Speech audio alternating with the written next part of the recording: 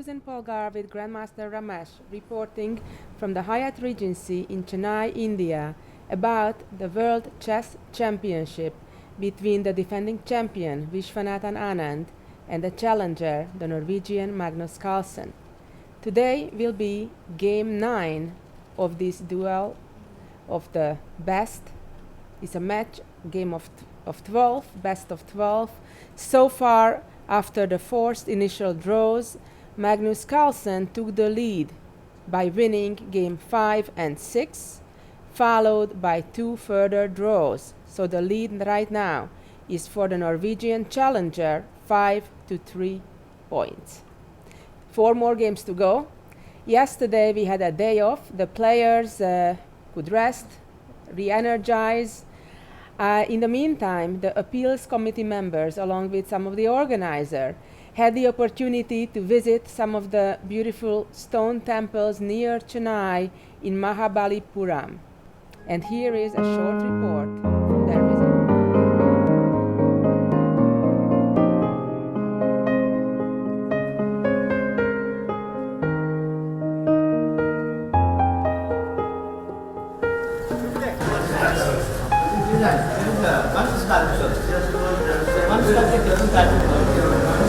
Then I close current baby, current baby.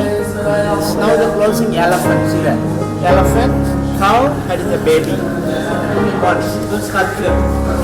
Elephant, cow, and baby. Says you want sculpture, done and both. Yeah, both. You close that, you find the cow. When you close that, you see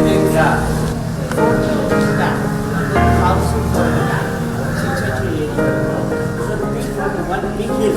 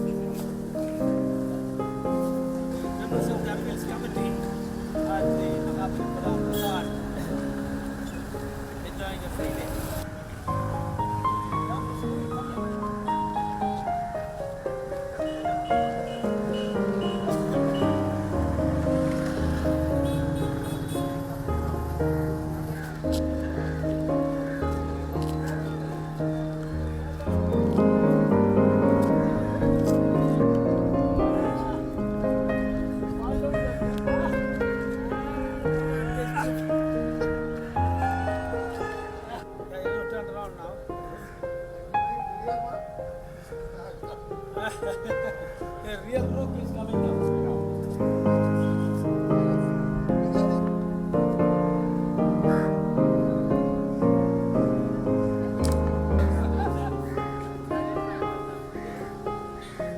Come, keep walking, come. It's almost, come on, keep walking.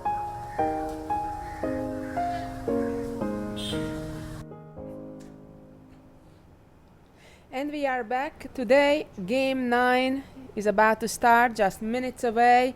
I think this is a very crucial game. Yes, indeed. Anand will be having the white pieces, and as we know, that's at least a small advantage. And given the fact that we only have 4 games left, myself, along with I think many others, believe that this is kind of the last chance, now or never, for Anand to make a comeback using having the white pieces and strike. Yeah, it looks more like it, and then it would be all back open. It would, of course, shake a bit of Magnus's self-confidence and so on. So it will be really interesting to see. I think we're in for a treat today, for a very exciting game. I think Anand understands that as well, and we do see on the screen Anand taking his seat with the white pieces. He has a yellowish shirt, if I'm seeing that correctly? Yes. Again, probably for the first time. Most of the times we have seen him in Blue or white. Blue or white, right? yes. And he's adjusting the pieces. Most We have grandmasters the like to Carlsen do logo that. today, not the NIIT. Oh, okay. That's the medicine, right? Yes. Cold medicine. It's a cold medicine. I've seen the commercial that Anand is doing with that Yeah. company. So today, as you said, it's a very crucial game. Almost looks like a do-or-die battle for Viswanathan Anand. And having drawn the 2 games after 2 consecutive losses, probably he was gaining time to collect his thoughts. And I'm hoping we'll have a fantastic game today. Probably he will go all out and play like the young Anand we have known all these times. And he received the tea, and apparently I checked with the hotel staff member that is serving him the drinks daily. It is not green tea, it is black tea apparently. Mhm. And he, by the way, also has a lime juice prepared in his fridge there with salt, which surprised me, but apparently it's not an unusual thing around here. Mhm. But it has been on standby so far. He hasn't been asking for it, even though he asked for it in general to have it ready in the fridge. So you never know. He may Yeah, we can see pull the- out that weapon today, the lime juice with salt. We can see the countdown clock shows a minute and a half now left to That's right. start the game. We can also see Carlsen in the restroom. In the rest area, and he's approaching the table. He's coming towards the table. He's wearing his jacket still. And the handshake for game 9. Magnus Carlsen has the black pieces. I think he understands the importance of this game. Mhm. If he doesn't lose this game, he's almost home safe. Yeah. You're never safe until it's over, But it just gets will be a much huge easier. leap And towards. for the opening moves, what's your guess? That's a tough one. I think Anand may change Mhm. from e4. Mhm. More than anything else, I think purely for the sake of change, for the Yeah. element of surprise. Yeah, maybe to get a fresh position. Something different, Yeah. indeed. Alternatively, if he may choose e4, I'd be very, very surprised if he again would choose the Rui Lopez and Mm. allow the Berlin and go for all that. But Yeah. we'll see. Maybe a Trompowski. You never know. I mean, we're only a minute away, less than a Mm. minute away from the start of the clock. And we do see the arbiter ready to press the middle button that starts the clock and the game. Game 9, we see, of course, a crowd of photographers, journalists. I think everyone realizes the Importance. importance of today. And here comes the start of the clock. White starts with d4. So I D4. had a good hunch about it that it's time to switch. d4. And immediately, Magnus doesn't seem to be surprised. Knight f6, which is one of the Okay, not standard Trompowski. moves to start the game. c4 and e6. Of course, this is a major Maybe a crossroad. Catalan. The second move, Okay, Nimzo, huh? Nimzo, let's see. offering Nimzo. Of course, black now still has the opportunity Go c5 or to d5. choose between different openings which one to transport to. But no, Magnus puts on the gloves and is ready for a fight. Yeah, Plays the Nimzo Indian. f3. This he has Defense. played against Kramnik as well. And f3. Yeah, he has used it quite successfully against the Nimzo Indian, this Samish variation. And he bet Wang Ho, I think, in a fantastic game with home preparation. The idea which he found for his match against Kramnik. Now, given the information you just mentioned, it's clear that Magnus had to anticipate this, not Mhm. necessarily in this game, for this Mhm. game today, but in general before the match, because just for our viewers out there who may not be familiar how chess players prepare, and we do have the next move, by the d5. way. The response was d5, which Yeah, is white was pretty threatening normal. e4. Right, preventing white's occupancy of the center, and the moves are coming out real quick. a3, and Bishop I expect c3, yeah. Magnus to trade the bishops. So what I was starting to say about opening preparations, of course, the first thing you do before an important match as such is you study all the games, especially recent games, of your opponent, and I'm sure both sides and their teams have done that extensively. So therefore, Magnus may not have necessarily predicted that it will be on the board today. I'm sure in general, before the match started, he knew that there is a decent chance that this position, this opening variation, will be one of the ones played. Yeah, and it's also nice to see Carlsen having a thought here, because the most obvious move is bishop c3. Yes, indeed. And I have played this with white before, many years ago, I have to say, though. But it can lead to pretty sharp positions depending on how the game continues, or it can lead to yet another endgame. So we'll see. This is interesting that that Magnus is taking a moment to decide which way to go here. The only other option probably is bishop e7. Bishop e7, yes, and indeed. White would get e4. Maybe he wants to go for that, but that could be quite dangerous. Pretty sharp, and I think it's a psychological game in the opening usually, to decide, to predict. Okay.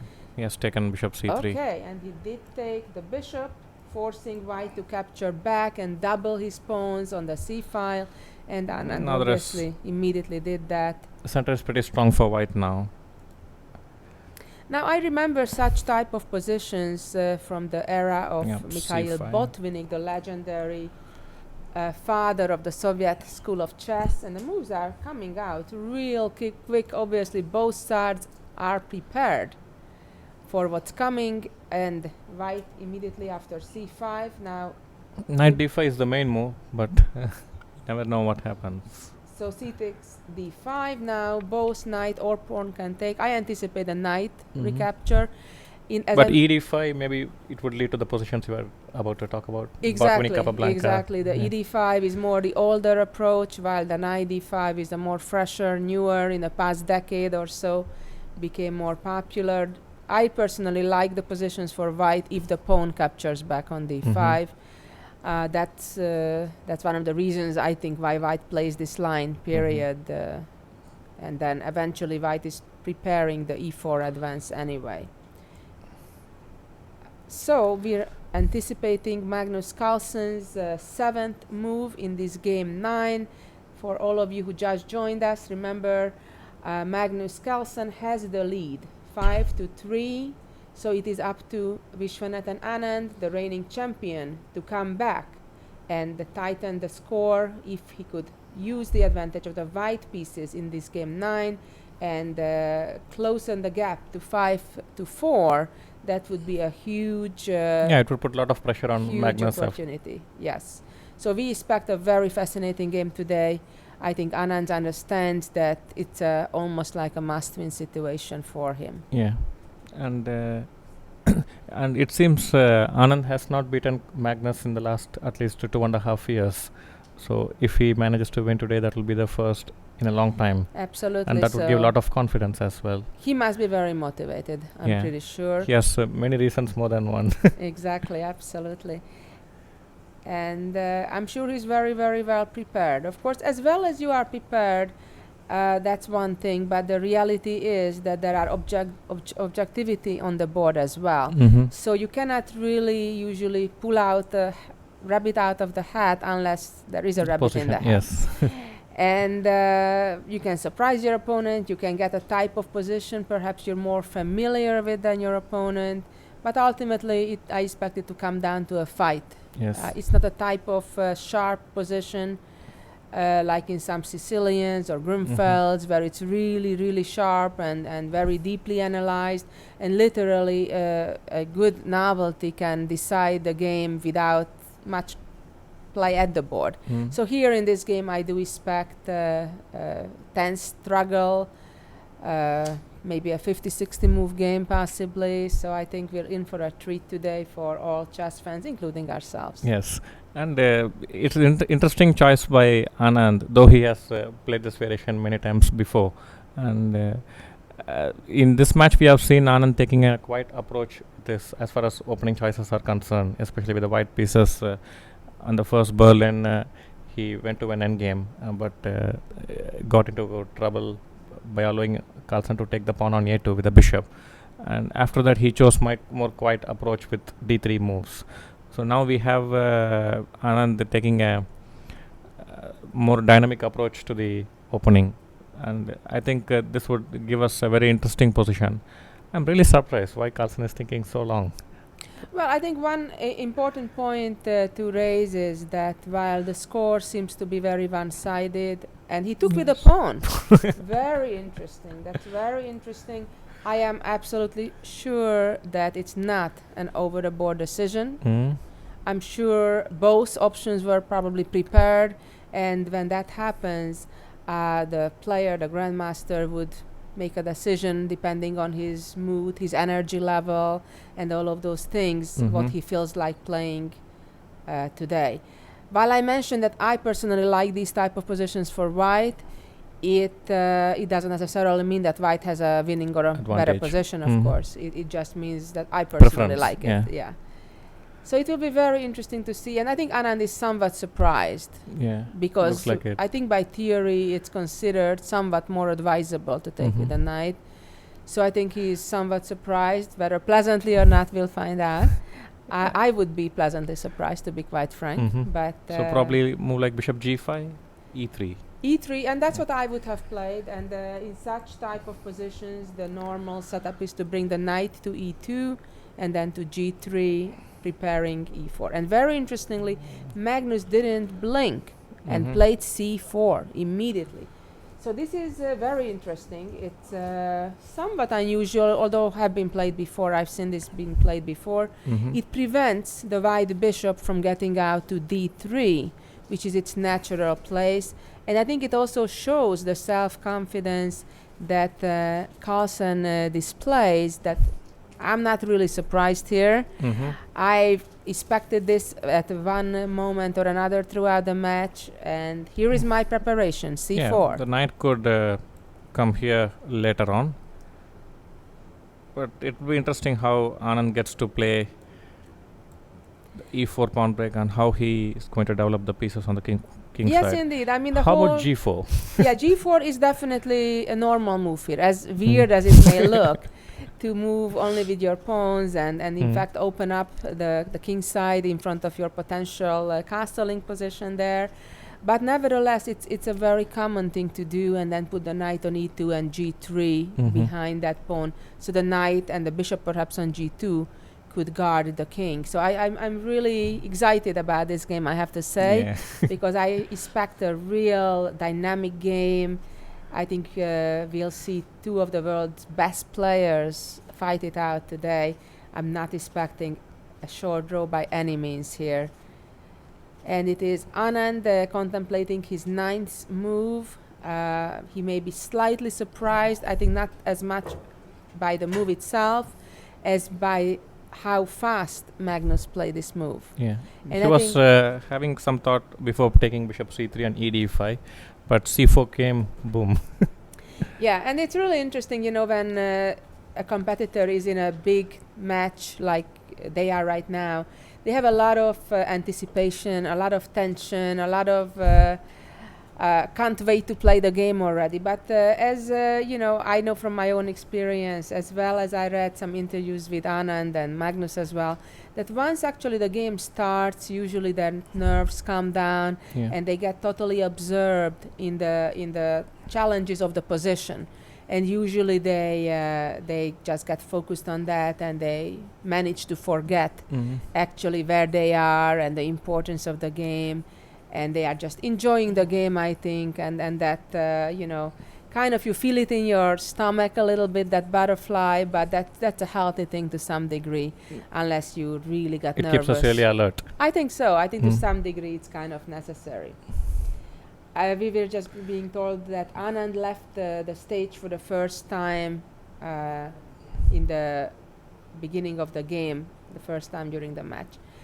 And we have his jacket off. In fact, he came without a jacket. Yes. No jacket today. Even in the previous round, I think he came without a jacket. Yes, he already did. Yeah. On the other hand, Magnus still has jacket on. And as we keep mentioning daily, they have actually agreed temperature that mutually comfortable, which is right around 23 degrees Celsius, between 22.5 and 23. And that's a comfortable temperature, I would think. So probably jacket not needed. Probably Anand has to think about how to get the king side pieces out, and then later try to prepare the break e4.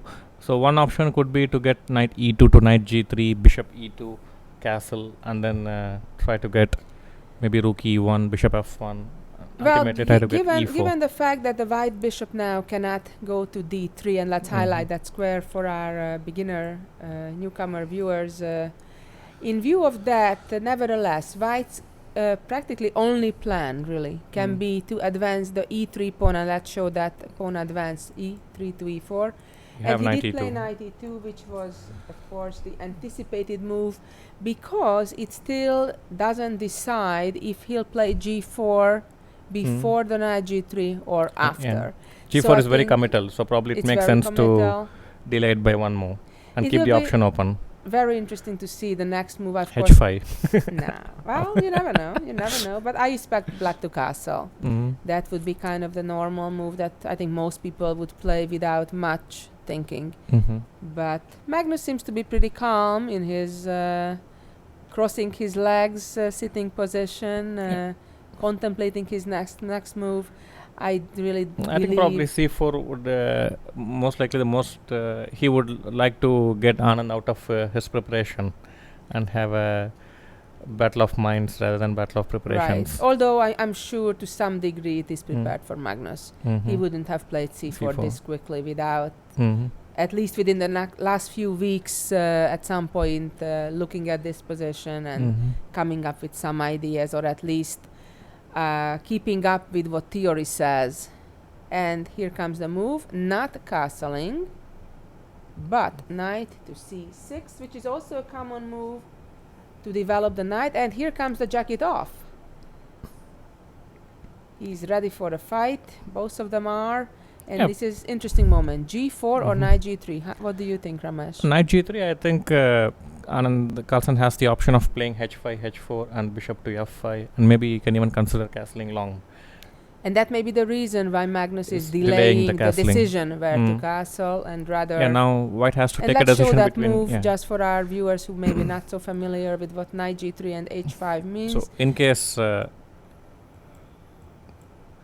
something like this, and white even could perhaps castle to the queen side. castle to the queen side. So And probably that was one of the reasons why he delayed castling. Yes, indeed. And it seems really difficult if you look at this position that we have on our analysis board right now. Seems really difficult for white to break through with the e4. So it wouldn't be terribly surprising if Anand right now would indeed play g4. Yeah, that's a big decision he needs to take. But given the circumstances, I think I won't be surprised if he goes for it. Otherwise, he has to take a more calmer approach with g3, bishop g2, long short castle, and try to get e4. And that's an alternative as well. I'm looking at the database real quick. I'm seeing we have actually g4. a game that Garry Kasparov himself played g4 at a game many years ago. So finally, we're having a very interesting game, very dynamic game. G4 wow, that game looks like many games. Kasparov versus Polga. Not me though, it's my sister. And so this position has been played dozens of times, even between grandmasters recently and years back. The most frequently played move has been knight to a5 to immediately aim towards that vacant square on b3. So that's probably we need to play rook a2. Most common. Rook a2 is possible, or just wait for it with bishop g2. That has been played before. Normal, yeah.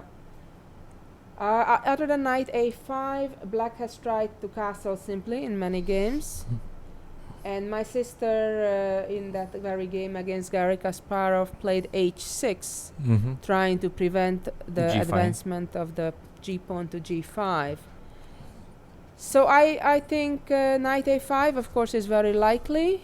And interesting, Magnus is still not back. Now, just for all of you there who are not here in Chennai at the Hyatt Regency, I don't know the logistics. Behind the playing area where you can see Anand sitting right now, there is a resting area with a couple chairs for each player, and they have their snacks there, their drinks, and as well as the screen of the live board, the same live board that you are seeing on the lower right corner of your screen. So they are seeing that as well. So it is possible, and I don't know, that Magnus may be sitting simply in that resting area and looking at the screen, at the position, and thinking what his next move should be. And Anand is waiting for Magnus to come back.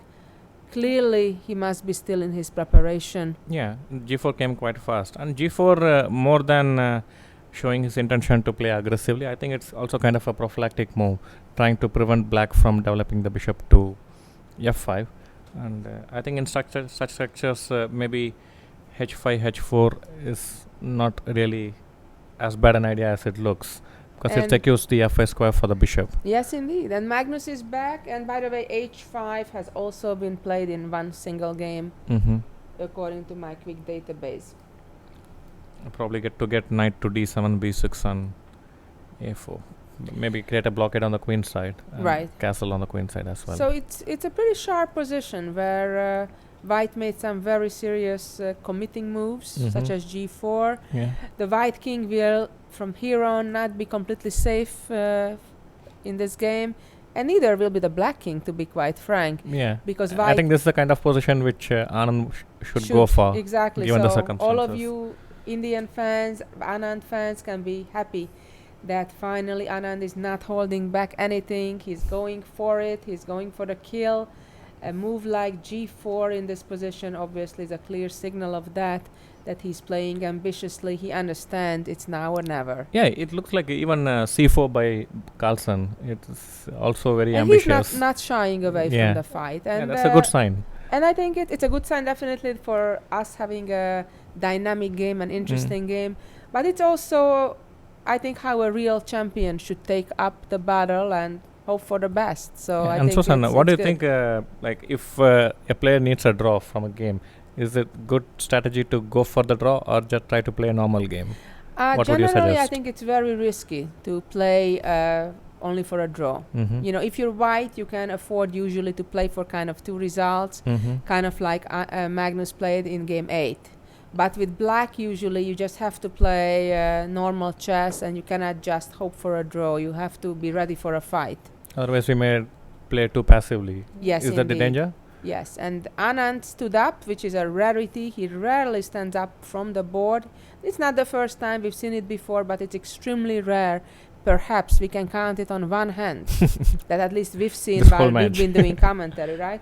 For all the match so far, all the 8 game, and this is game 9, that Anand would stand up from the board. I'm not sure what that means. Maybe he feels good, he's confident. Maybe he's ready for his lime juice with salt that he's been holding. It's quite common in India to have lime juice with salt. With salt? Yes. Interesting. And no sugar? Not like a lemonade that we would yeah, sometimes with both. With both, sugar and salt. Yeah. Interesting. I'm yet to try that. Okay, so g4, and Magnus is thinking, already spent maybe around 5 minutes, although some of it he was not I think more than at the 5 board, minutes. maybe even more, Close but he to 10 wasn't at the minutes. board Yeah. all of it. Yeah. His clock was ticking for at least a minute or two, I think, after Anand made his move.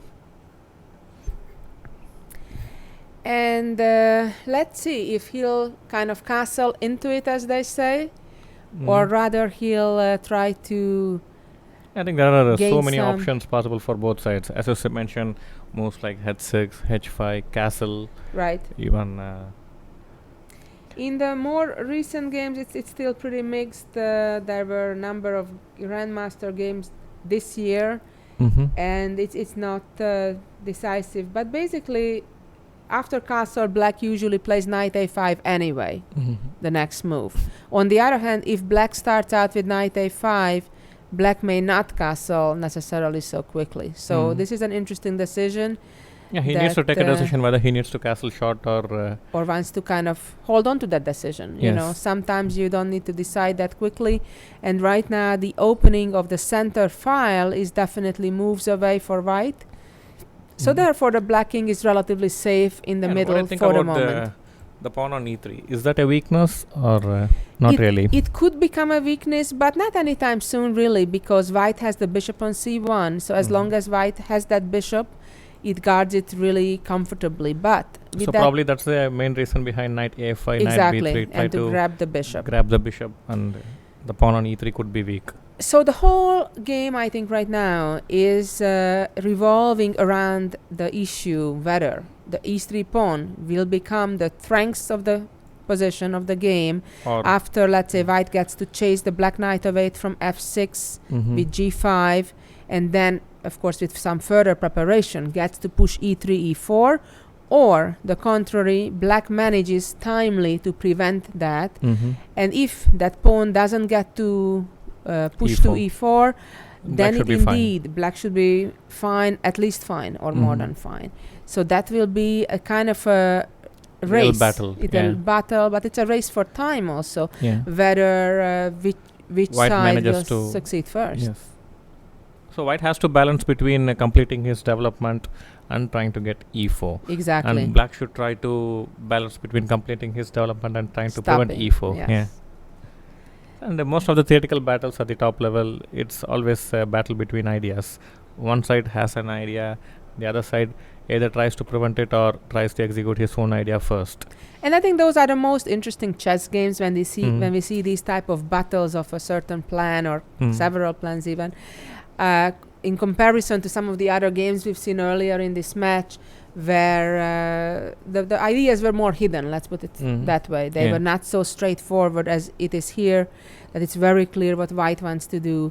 It's pretty clear also what black wants to do. By the way, just another plan to point out from black's perspective, in addition to obviously developing and moving the knight to a5 and b3 and stopping white's plan of the pawn advance in the center, black can also think of himself at some point later in the game play b5 and a5 and a4, create and a let's pass pawn. show what we're talking about there, advancing the pawns, and Try to black create has a pawn majority on the majority. queen side, so eventually to create a passed pawn that side of the board. Yeah, various possibilities are here. It would be interesting to see what Magnus goes for. So let's talk about, while it seems that Magnus is taking quite a bit of a think at the moment.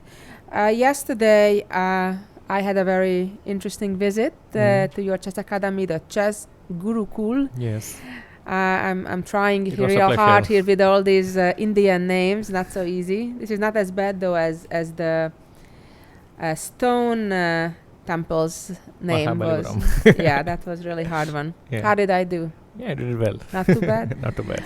Anyway, it was a pleasure to visit, and I have to say I was very impressed by the enthusiasm of your students and their parents, and there was a full house.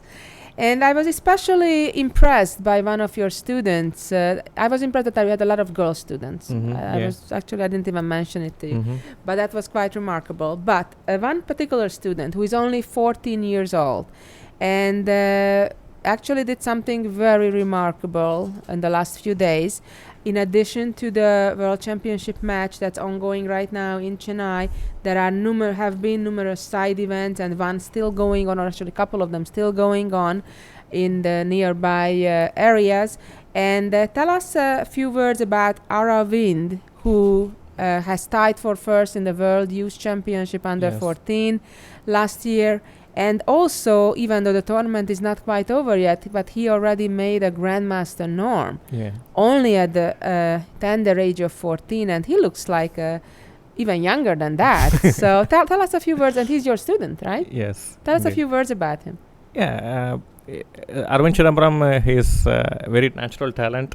He doesn't work much hard, and you rarely see him with his computer. And even during the World Youth Championship, where he joined first, he came second on tie break. He never really used to prepare before the games, and he just likes to play with his friends. So chess comes naturally to him, but he is very disciplined when the class is on. He can take any hours of hard work. He can go up to 8-9 hours a day, and he is extremely very strong in calculation. And most of the very tough positions which I have tried with many grandmasters, they normally take like 40 minutes to solve, but this kid can do it in like 20 minutes. That's So remarkable. he has amazing board vision in his mind, and he is very strong in calculation, and his style is like something similar to Magnus. That's very surprising because he's not very good at openings, but his middle game calculation, his strategic understanding, and especially his end game, they are very good.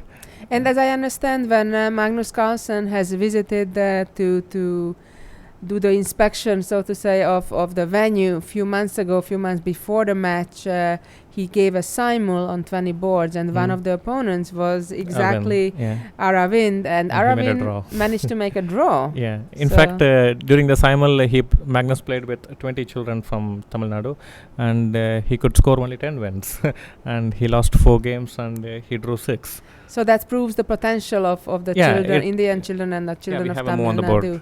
And we do have a move, and Magnus did castle on his 10th move. That was one of the 2 common choices in this position. The other one was knight to a5 right away. And Anand has, as I think, looks like a glass of water simply. Is the rarity, as we said, when he stands up. And today, I think he stood up twice already. It seemed like the second time was just asking for a glass of water. So maybe we can expect moves like bishop g2 or h4, maybe. Yeah, as we was discussing about Arvind, I was saying like he has phenomenal calculation. And regarding the simul which Magnus gave, it was very encouraging to see the young children, and some of the kids who defeated Magnus were like 10-year-old. One 10-year-old boy and a 10-year-old girl. They defeated Magnus in a simul. So you're doing great work, and we do have another move. Anand G2. moved the bishop to g2, very natural move, of course, developing, preparing to castle. And also it can help in e4 later on. Playing e4. And we are having another special guest today. We're having the CEO of the All Indian Chess Federation joining us, Mr. Bharat Singh, and he is completely responsible for the broadcast of the match. This is amazing. For the first time that on live television, chess is being broadcasted, the Chess World Championship, not just here in India, but also in the homeland of the challenger in Norway, along with 48 other countries. So that's very remarkable, and it's a pleasure to welcome here Bharat Singh from the All India Chess Federation. Please tell us, how did you manage to accomplish this feat to get chess on TV live for hours and hours every day? First of all, I like to wish our all viewers very good afternoon, and I should start with thank you to our Chief Minister Jayalalitha. Because of her only we are able to conduct this event here in India. It is amazing. I saw today we have 200 million viewers. Till day, it was really amazing figures. Even we expected around 30 million people will watch, and it has, broken all the records. We see thanks to Doordarshan, a lot of viewership has gone up. Live streaming on YouTube and our official website, things are amazing. Unexpected way it is going.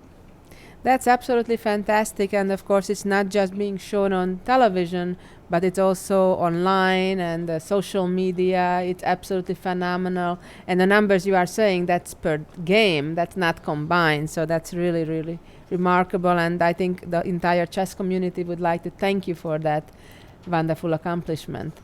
See, we just planned it in India. More than 50% internet users are mobile phone users. We just got hold of some computer programmers, and we just developed some apps.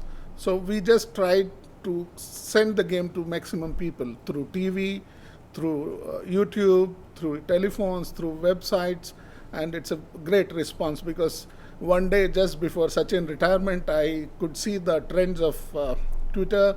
It was chess. First time in the history of chess it has become in India. It is just wonderful response by the viewers. That's great, and I know that you're a chess player yourself. What do you think of the match so far? Oh, today it's just wonderful game, and If I'm not wrong, I saw one game between Gary Kasparov and Judith. It was similar kind of game, and I'm sure some fireworks we are going to witness, and the game is going to be good. Yeah, I agree with you on that, and I think Anand is definitely also understanding that this is his chance. He has the white pieces, he has the momentum, he has a very dynamic position, and it will be an amazing battle that we're going to see today. Yeah, I feel from his body language, he feels comfortable. First time I see Carlsen is thinking, and game is not going for the end game. So a lot of middle game is going to be played. I hope it is going to be good. Well, I wish best of luck. I'm sure you're rooting for Anand. Yeah, of course. And I don't want to hide my sentiments. We are for Anand. and I don't blame you for that. Well, thank you so much for joining us. And again, thank you so much for bringing chess to live TV. And in the meantime, we'll have my co-commentator, Grandmaster Ramesh, joining me again. And we did not have a move yet after Anand developed his bishop to g2, getting ready to castle as well. Magnus Carlsen is still thinking what his next move should be. In most games in this position, Black now plays knight to a5. I can see 9 games in my database that went that way. Yeah, it seems to be the most natural move in the Most position. natural move. Of course, other moves like rook e8 would cross my mind as well. It hasn't been tried yet.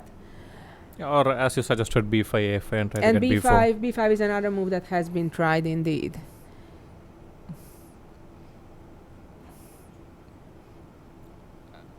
So, you know Anand for many years. How do you read his body language? Okay, I knew Anand for many years, of course, but I've never seen him in action, so to speak. I've never seen him playing in a tournament like we are seeing here. But from what I see is he seems to be a master in hiding his emotions. This I have been saying in most of the games. He seems very controlled and calm, and his body language during the press conferences, especially after the 2 losses, was not quite positive, but he seems to have recovered well. We are being told that some of the engines believe that Black is better here, but of course it's one of those situations that it's just too complex. It gives weightage to the safety of the king. The fact that white king is in the center, obviously any engine I think would prefer Black's position. It's important to warn our viewers that those are not necessarily evaluations to believe, especially not in the opening that has been still played many times, and I don't think that's necessarily the case. So Black indeed, Magnus Carlsen moved his knight to a5, and it makes sense to exchange few pieces because white is trying to create some attacking possibilities. I think white's focus should be on getting e4, getting an attack with less pieces and without a clear weakness on the king's side. It's not going to be easy, but it gives him a lot of activity. As I said earlier, the g4's main aim is to restrict the bishop. And Anand has castled, which is not a surprising move. All the games continued this way, and now Black usually would play knight b3, would be very normal, and then the rook would go to a2. And we can show our viewers why the rook may go to a2 rather than to b1, because for example, after the white knight will move to g3, then the rook can come to e2 to also help in that plan to play e4. Or in some cases, as you show with the red arrow, indeed go all the way to g2 to a then attack later on. There's more possibilities on the second rank than on b1. That's right. So that's what we're anticipating. Magnus actually has used almost 27 minutes so far. So it's the slowest I think he's played. Probably any of the games. Yes. We're only at move 12. He only made 11 moves and contemplating his 12th move at the moment. He also knows for sure that today is very crucial for him as well. Because if he can come out successfully today, it would keep the momentum on his side. Absolutely. And any accidents today could completely mess up things. It'd be wow. It would be just completely different. Yeah. If all of a sudden Anand manages to win, then Anything is possible. anything possible, because at that point on, Anand would have a whole lot less pressure on any given game. Yeah. He could just have try to get his best chance of the remaining 3 games, even if it's the very last game. When it happened before that in a world championship, one player was leading before the last game, and yet the other player came back to equalize the score. Kramnik-Leko, as well as back one of the Karpov-Kasparov matches. So very interesting. Magnus doesn't seem to be that nervous, or he enjoys a good fight, so he has a fighting position on the board. I think he's both okay. players should be happy. Yeah, and I think most of all the fans are happy, I think. Yes. Because we are having a fighting game. Yeah, I think that's what a chess player probably should learn to love, a good fight, and not shy away from fights, because I know many kids could get really nervous if they have to play against players who are higher rated than them, and they sort of give up before the game begins. And we do have the move that we anticipated. The knight indeed jumped in to b3 to attack the rook in the corner, and now we do expect that rook to just move up 1 square right behind the pawn to a2, and I don't expect Anand to spend too much time. He played very fast so far. He spent only less than 10 minutes, and the move indeed came. He spent less than 10 minutes on the first 13 moves of the game. And now it's an interesting moment, because the different grandmasters went in different directions. There aren't that many games actually between grandmasters. Yeah, maybe rook e8 comes to mind, or bishop d7. Neither of those have been tried yet. In one game, black played queen a5 and eventually lost. I'm not sure if it's because of that move or not, but Well, it kind of takes a piece to the queen side when the action is most likely to be on the middle or on the king side. Indeed. And another grandmaster, Shabalov, played b5 in this position. Makes sense. We were discussing he was successful with that move.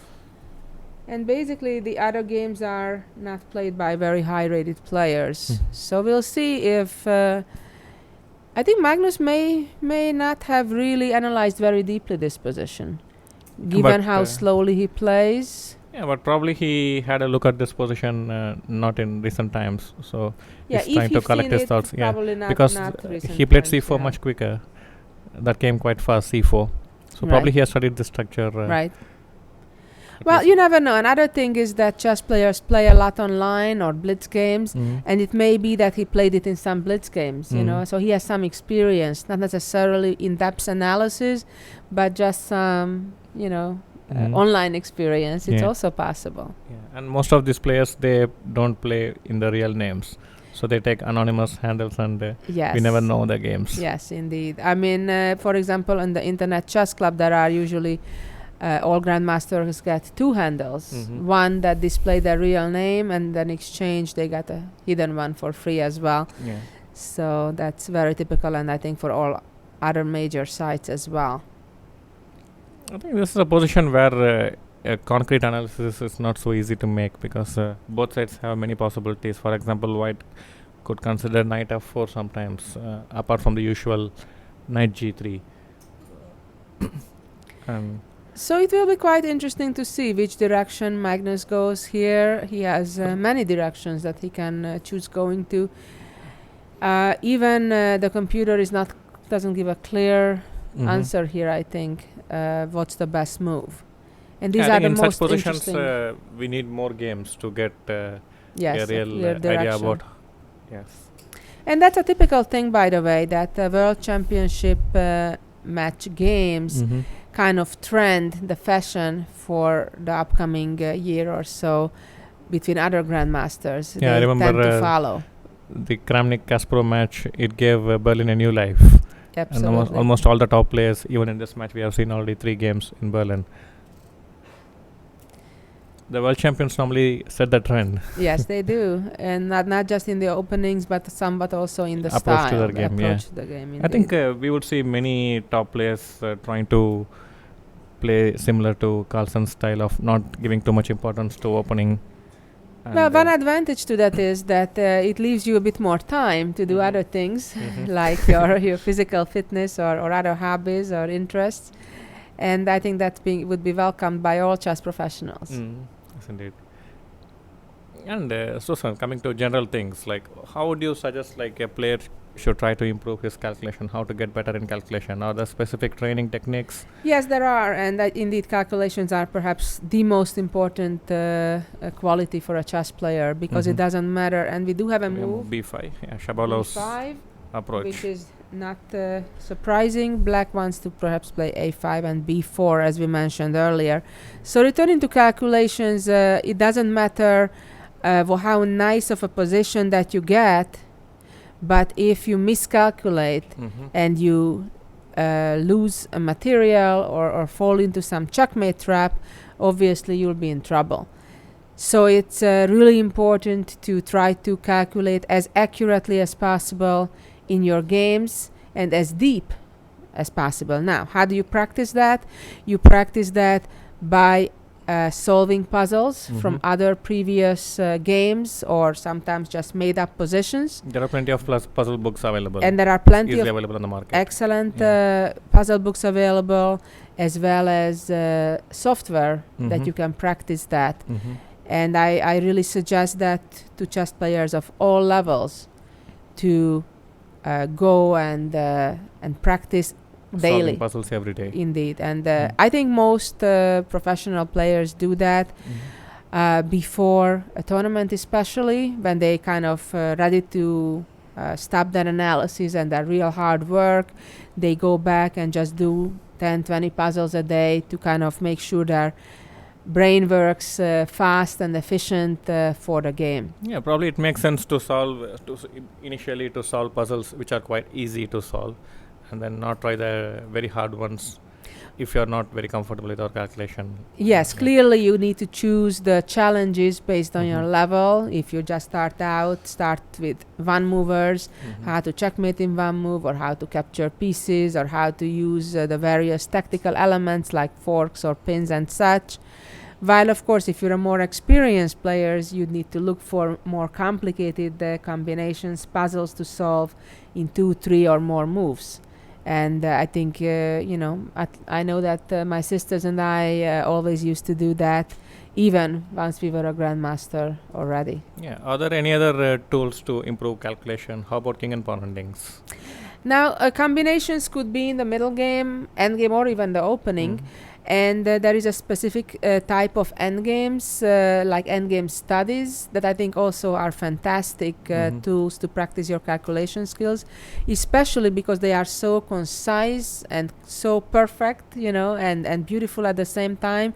So they are very enjoyable. The most are forced. We don't have any option. In most cases, it's forced. There may be a couple of different variations within the endgame, but there is usually a main idea or couple main ideas, and everything revolves around it.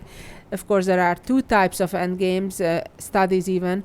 Ones that are very concrete and kind of a straight line, and maybe a long variation, could be even 10, 15 or longer moves, the solutions, while others that kind of go more in a branch and have 4, 5, 6 different alternatives.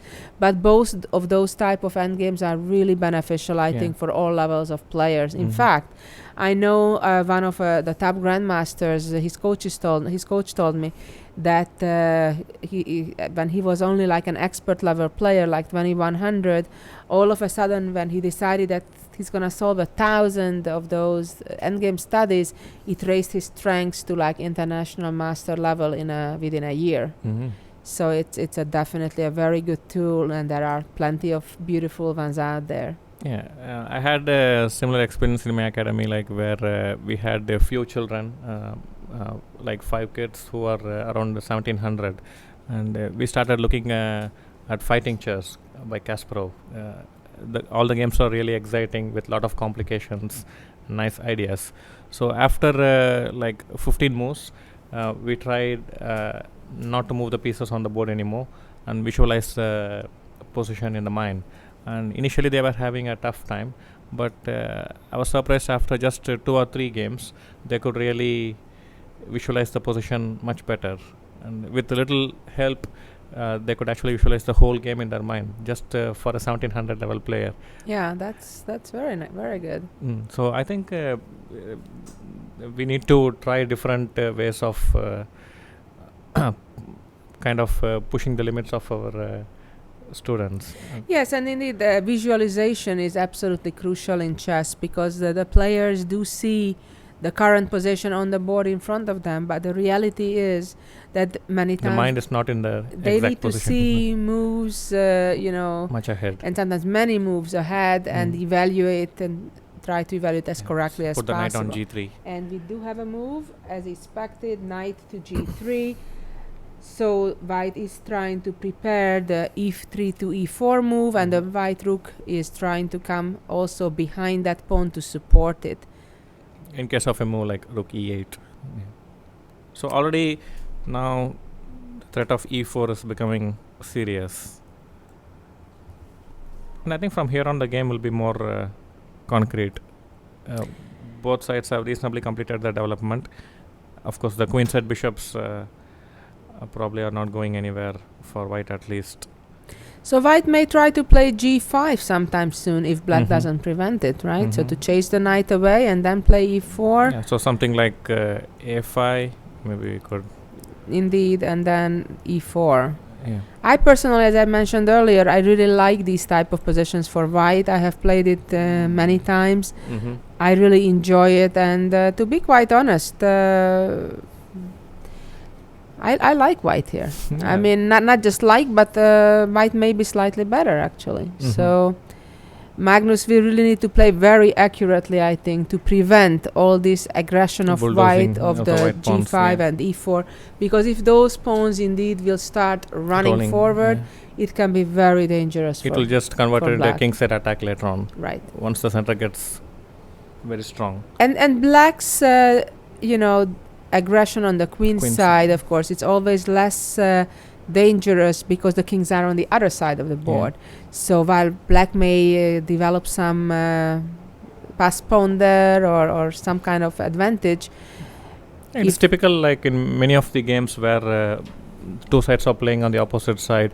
If it is not a real danger to a king, it's many times the strong players, they tend to give up on the one side, let opponent get all the advantage on one side, but try to finish the game on the other side. So that's white would be hoping to push his central pawns and get an attack on the king.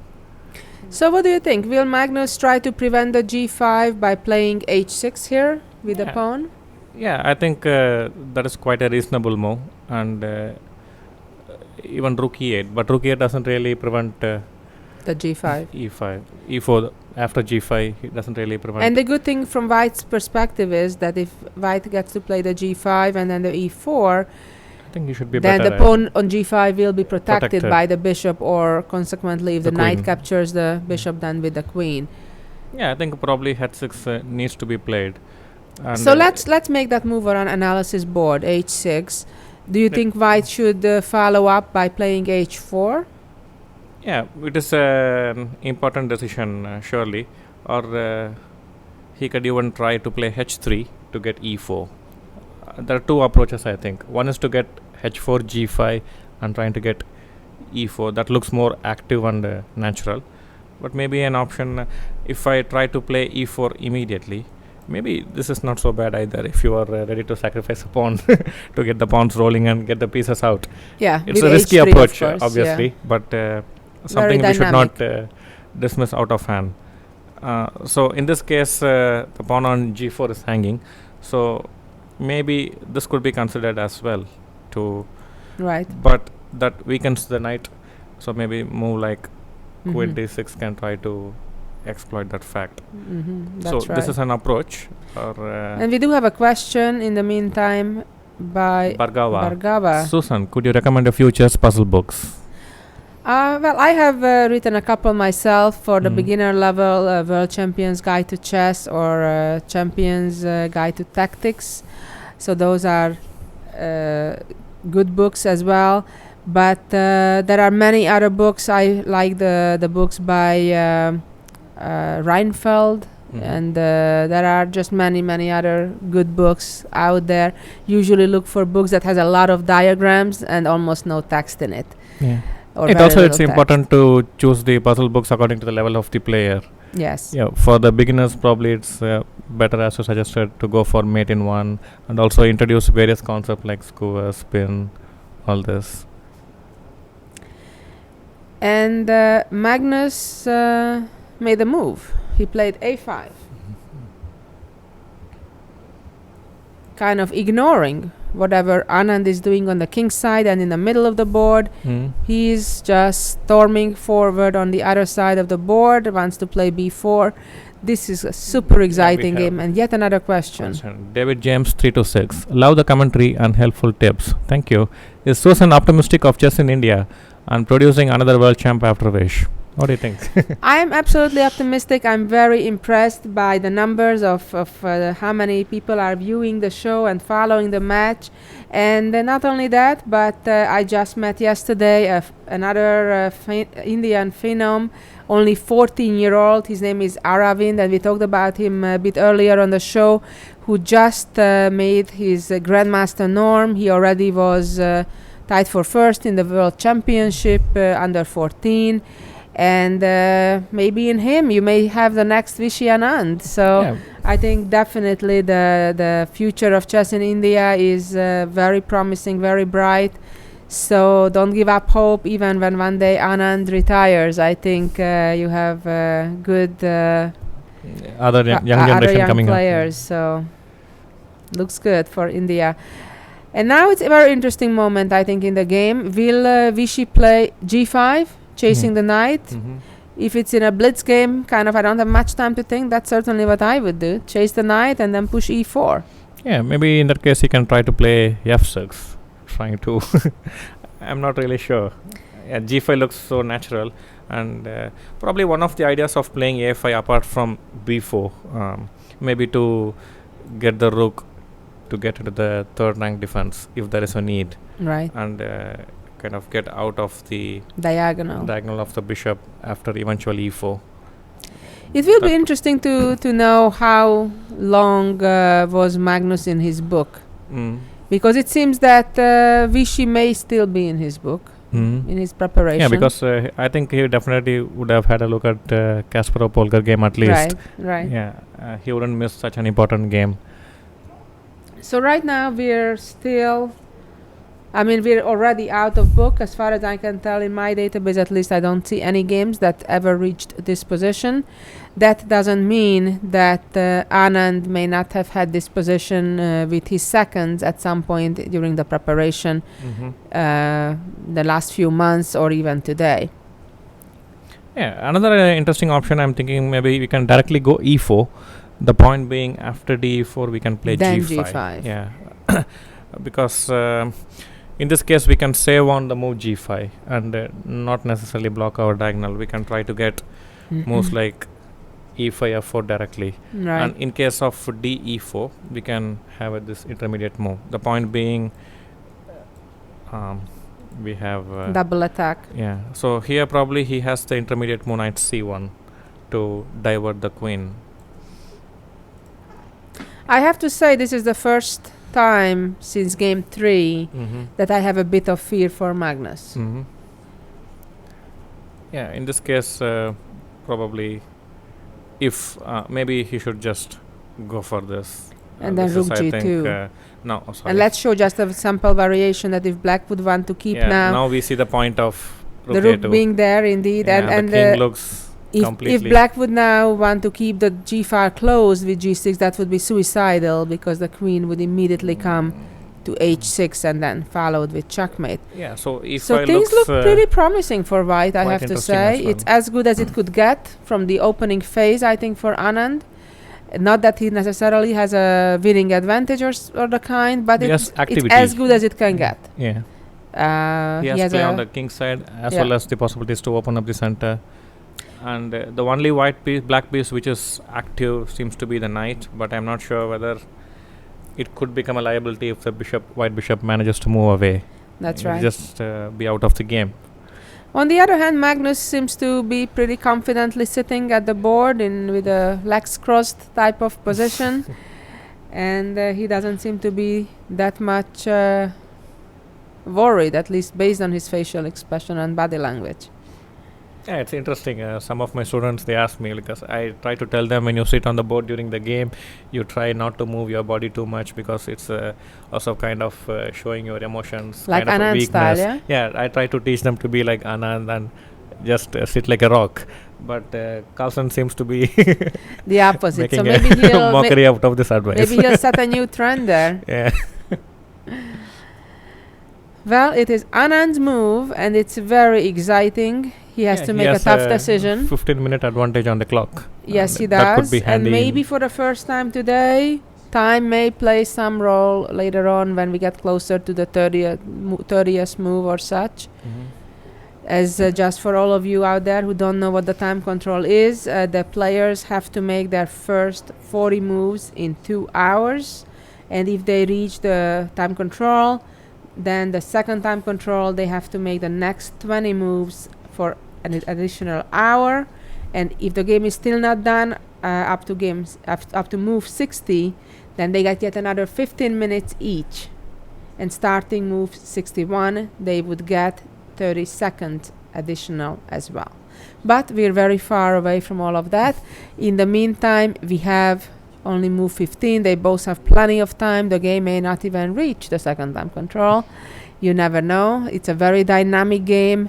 It's a nail-biting game. And both players seems to be content, seemingly, Yeah.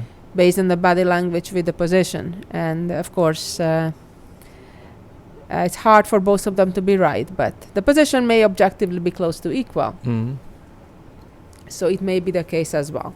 And of course, given the match score so far, which is 5-3 in the favor of the Norwegian challenger Magnus Carlsen, of course, a draw would favor Magnus Carlsen, so he would be more than happy if, let's say, Viswanathan Anand, I think, would offer a draw here, which obviously he will not, because he understands that there are only 4 games left and he has a promising position.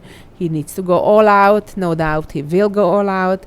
And if he would manage to win, then he's back in the game, trailing only 1 point.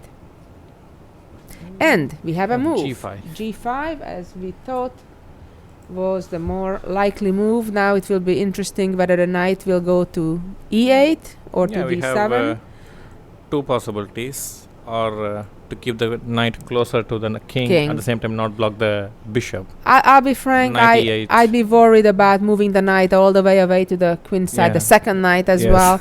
I'd rather keep at least one knight closer to home, closer to the king. And keep the bishop also diagonal open. It could prevent knight F5. Yes, so I would expect knight to E8, and then of course Anand to advance indeed with his pawn E4.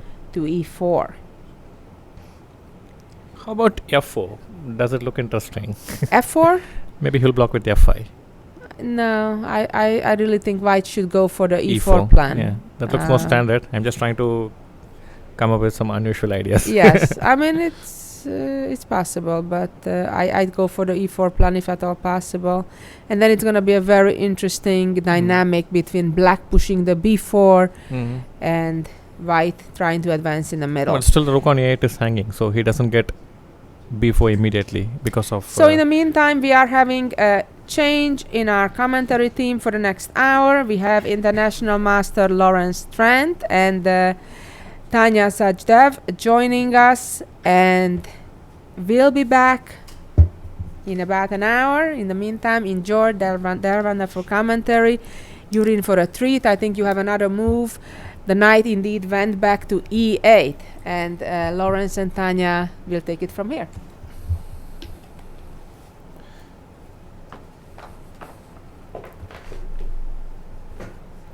Okay, thanks for that, Susan. Welcome everybody if you've just joined us. This is game 9 of the World Championship finals here in Chennai, and we have action. I never thought I'd say that, Tanya, but we do, and I'm very happy because it was about time we saw some blood on the chessboard, and I think today might be the day. Yes, and I think more than that, Rishi does not have an option anymore. He must he must fight for blood, yeah. It's high time. It's hard, so it's do or die for Vishy, and I'm really happy at the opening he's chosen. I'm sure this has been discussed in depth by Susan and Ramesh, so I think we should probably just concentrate on the current position, Tanya. And as Susan said, after g5, Magnus did in fact retreat his knight to e8. And, well... So of course I think black had two moves here, knight e8 and knight d7. I think knight e8 made more sense. We will get back to that because Vishy has just made We've another move. had another move, okay. And the move is e4. So he's expanding in the sense. It makes a lot of sense once you've kicked the knight away from f6 to play this e4 move. But it's funny because in this particular position, as the guy has said, e4 straight away looked very interesting. Very, very interesting. So here I think the first most important line is what happens after de4. Right. And I think the key move is actually to play bishop to g5. Right. So the point is that if I take ef3, you just take with the bishop. Yeah, and there's too much pressure going on along all of these lines, and black basically wouldn't be able to cope with the threats. You've got knight h5. It's a lot of compensation for the pawn that we have given. Right. So instead, here, after bishop g5, this is, you know, you might have to play black also h6. has e3 here, just to stop white from opening the f file, because the pin on f6 will get very strong after that. Now white, I think, has an interesting move, knight e4. Mm-hmm. Just putting pressure and... yeah, this would have been very interesting. Right. Feels like white's getting a lot of pressure there, doesn't it? So... Definitely more than enough compensation for the pawn. Another interesting line that I'm just looking at right now is what happens if black takes on c1 immediately after e4. Right. Not to allow bishop g5. Right. And d4. And now g5 is the idea, so we kick the knight. Yeah, because if you take fe4 directly, I can just take on g4. Right, exactly. So we have to play g5. Right, and now if I move the knight, you just capture on e4 with a very, for example, knight d5 or knight e8, just fe4 with a really good position for white. Big center, right? Right. And the rook is looks ready like to it's doing nothing on a2, but it's ready to swing over. And black still got all his pieces on the first rank. Right. Exactly. So that was very... And actually one more line here, Tanya, just to illustrate how dangerous this can get for black. After g5 here, if you take my pawn and are really greedy, then I can take your knight off on f6. And if you take my bishop, suddenly my rook swings over to take your pawn, and all of a sudden I have 1, 2, 3, 4, 5 pieces. Right. And you're immediately also threatening queen g5. Queen g5. So if I went queen d5 to defend that, you have knight f5 now. Right. That's a very nice move. Yeah, knight f5. So we open it all up. Right. And if bishop f5 loses to queen g5, is it mating already? Well, you can always block, but you lose your queen. Oh, this is a nice line. Yeah, and if you play g6, the point is that you can just put your queen on h6 and it's checkmate. You can't defend the mate on g7. So e4 straight away instead of g5 was very interesting, but g5, okay, can't be bad. And now we have e4, and this is the position on the board. So are you happy with what Vishy's played today? Definitely. Tanya? I mean, just from a game point of view, this shows that he's ready for a fight and he realizes the importance of this match. There's no more cautious play. There's no more solid lines happening. So I'm quite excited about this game, and like you can see, it's unfolding to be quite the fight. And Vishy's got a time advantage as well. He's nearly 20 minutes up on the clock. Yeah. Which is... You know what's interesting is, Lawrence, that in these World Championship matches, a lot of times during their preparation, they actually prepare for these situations, you know, like desperate situations where they need to fight for a win. And they have these special openings which are quite risky and not very solid, which they play in these kind of situations. So I think Vishy, you know, could have prepared this before, just in case such a situation was to rise in this match. Well, he's played f3 once before against Vladimir Kramnik, so I'm not sure how much Magnus expected this, but I assume he looked at this variation at some point, but felt like he was a bit more out of book. than But that's Vishy also was. because Magnus took on d5 with the Right, pawn. right. Normally you take knight d5. This was in the opening. And yes, the main That's the move main here move, yeah. is, of course, knight d5. Right. ed5 has been played, but it's not so explored, and it leads to quite complicated positions like the one that we are seeing right now in the game. Right. So coming back to the position on the board, I think black, a move that makes sense here is knight c7. Yep. I And agree. that was probably one of the idea to go knight e8, so that he plays knight c7, defending the d5 square. That's sort of just that also helps connect the rooks in the long term once we develop the bishop. But black also has the idea of rook a6 Yeah, to get the rook. Well, I think that was the idea of a5 in the first place. I think Magnus wanted to give this square for the rook to cover along the 6th because he knew that there could be potentially fireworks around the black king, and having that extra cover would be helpful. Yeah, the rook So- comes into defense quite quick. So it's not just to advance the queenside pawns for activity, but also with the Right. idea to get the rook into play. Right, exactly. So remember, you can get in touch with us using Twitter, use the hashtag Anand Carlsen, and also FWCM2013. We will read out the best tweets and tell us what you think about today's game. Are you happy Vishy's played like this? Are you sad? If you're sad, why are you sad? You should be happy. Or anything else related to the match, surrounding the match, and so on. But one thing's for sure, I think Vishy has made up his mind today that I've got to win, or it's going to be really tough. Yes. Especially with two blacks. If Vishy doesn't win today, Magnus only needs 1 point, and with two whites, you just can't even imagine Magnus getting less That's than 1 right. point. We were talking about desperate situations, Tanya. What do you do in a desperate situation? Chess related? Yeah, I was talking about chess related. Yeah. Do you go all in? Like, would you play have like to, Vishy? right? I mean, it's a sport, and if you're in a, for example, so many times in the national championships or other tournaments, you have to win the last round for the championship. Right. So you just go all out and you try to surprise your opponent, make it as complicated as possible. Okay. So we do have a move, in fact. Okay. We didn't have knight c7 straight away. Magnus opted to win this bishop first. He obviously thought that bishop could be a good attacking piece in the long term. Right. And now, after queen takes knight, now he's played rook a6. Okay, so similar idea. He's just doing it in a slightly different order. And the rook now can cover a lot of these key squares around the 6th rank.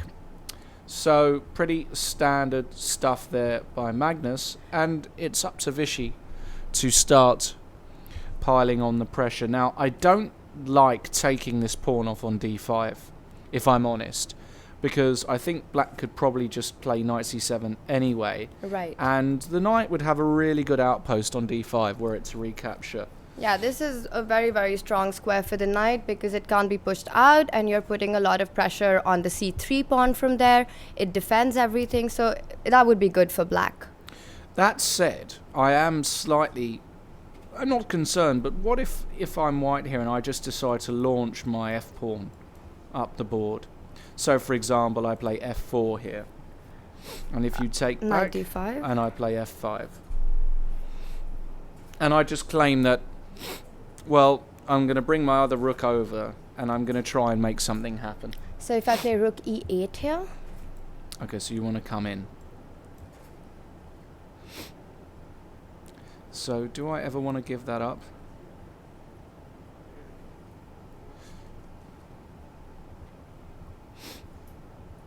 Yeah, maybe that's a good resource, rook e8. Maybe black's just getting enough counterplay. I'm not sure. also you can't forget that black wants to play b4. Right, yeah. So rook e8 is definitely possible, but another option would be to go b4 instead, or Right. b4 on the next move.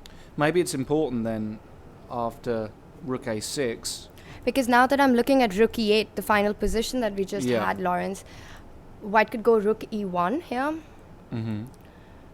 Black has to be careful with his king a bit. Right. So maybe rook on f8 would be a good defender for the king. Because now, with my pawns on f5 and g5, I feel like I've cut the possibility of this rook entering. Right. But that said, maybe it's more interesting to go f4 instead of taking on d5 and allowing black's knight to jump to d5 so easily. So f4 straight away. It's a possibility. It certainly makes a lot of sense. And the point is, if you take here, then I'm going to recapture with probably the bishop, right? Yeah, bishop or even the knight is... With bishop, an interesting idea can also be to get the rook to g2 at some point. Right, that's exactly what I was thinking. The rook can now swing But over. you have to be careful with bishop h3 then. Yeah, of course, in certain positions, but... No, I mean, it's just a better version of trying to get f4, f5, and I'm not sure, g6 or f6 at some point. Exactly. We have a tweet. Evolution Cat 1. Nice name. Is there any facet of the game in which Anand is clearly superior to Carlsen and vice versa? The opening, I would say Anand is clearly superior to Carlsen. Right, I agree with that, but I still don't think it's a clear superiority, you know. I mean, both of them are very, very strong in all phases of the game, but definitely if you had to think which was the phase in which Anand had an advantage, it would be the opening. I'd agree. Because of his preparation, his experience in match play, he knows exactly what kind of openings and what kind of preparation to do for such kind of matches. On the other hand, Magnus, it's his first time playing this, and generally if you see Magnus's games, they're always middle game and end game oriented. He just fights it out till the end, trying to squeeze a win out of nothing at all from middle games and end games. But Vishy goes for theoretical lines quite a bit.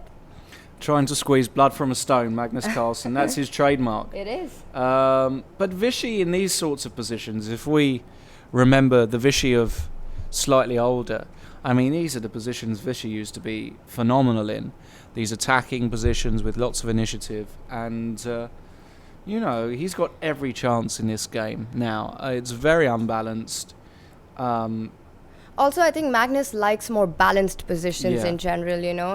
I mean, of course you don't become world champion or world number one if you just have one good part of the game. They're clearly the best in all phases, like I said. But for Vishy to get Magnus in such a situation would be a bit unnerving for Magnus, because he prefers very, very small, you know, solid positions where things are balanced, and he's just playing a long game with plans and ideas and maneuvers and not so much complications. It's quite interesting because for a man of only 22 years old, okay, he's going to be 23 shortly, but he's almost got like a 60-year-old man's style of chess in many ways. He doesn't like any drama. Most young players, though, I would say, are very aggressive by nature. Right. But he mentioned in the press conference, what I found was very interesting, is he said, well, I've actually been at the top for 7 years now. And when I got to the top, I was playing very aggressively and very sharp and so on, but my style has changed because I've had to adapt to these players, and he's found his style now, which is the long game. And so I think Vishy thrives more in this kind of position. So I'm just excited to see. I just want to see these pawns thrown up the board and some craziness to happen. And yeah, but you have to be very careful because you've castled on the same side as well. I mean, it's also very risky for white to play like this. If you're not able to checkmate black's king, it's you're going to, your pawns are weak, your king is weak. You can get into a lot of trouble as well. So after playing moves like g4, g5, e4, you can't suddenly, you know, go into a soft mode. Right. Well, there are all sorts of ideas. Another idea, I know it looks very anti-positional, is what if white plays, I think this is probably a bad move in hindsight. I was just looking at the move e5. It might be total nonsense, but it's worth having at least a look at. And my idea was, well, actually, I'm just going to keep on going with the f pawn. But does that run into f6? Is my question. And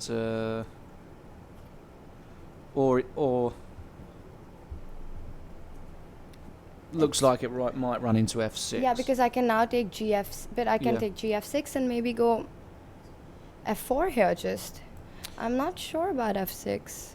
Well, but I'm exchanging. I can take on e5. Right. So I take with the f pawn. Right, and I can always now I can bring my rook over to g6 in a Right. lot of positions. But I can also take and play rook g6, and I've got a blockader. My knight's going to come to e6 as well. for example, rook f1. Yeah, So queen f1. queen f1, and if I play rook g6, does that make sense? Or knight g7? You have to be careful about the d5 pawn as well. Yeah, sure. Just an idea. It might be total nonsense, but worth For exploring. example, queen f3 here. You should go bishop b7. I was thinking I could go rook f2 and start creating threats. Maybe bishop. Bishop e6. Yeah, but now you've cut But now off I've your rook. blocked. Yeah, I mean, this is the sort of... But these are the sorts of positions that... Also, always black has a counter with b4, which I think Yeah. we have to be careful at all times. So there are a lot of candidates, not a clear position to me where what is the clear candidate moves. There are a lot of ideas. F4, ED5. Actually, after e5, I was more worried about the fact that you sort of black could maybe go g6 here. And my idea is to play knight to g7 next. And try and set up a blockade. Yeah, somehow, but also you have... Yeah, it's a Well- game, you know, it's a different kind of a way to play, but it's not as aggressive as, say, if you were to try with f4, f5. Right. No, I don't think we'll see that. I actually don't think we'll see e5 at all, but it was worth considering. But the more I look at it, the more I don't like it. So this is the position. Vishy now just under 1 hour and a half even for the rest of his moves to get to move 40. Magnus is only 10 minutes behind on the clock. And now we're starting to get to a critical phase in the middle game where, you know, Vishy's got to... My gut tells me he's got to play with a lot of force here, a lot of energy. Otherwise, Magnus is going to be able to get coordinated, especially this knight, if it's able to rejoin the action, he'll be fine. And as you said before, Tenya, he's always got this b4 idea Yes. at some point, creating some play on the queen That's side. black's counterplay. Right. But white is still a fair way away from touching that black king, in my opinion. But he's on his way. He's on his way. So,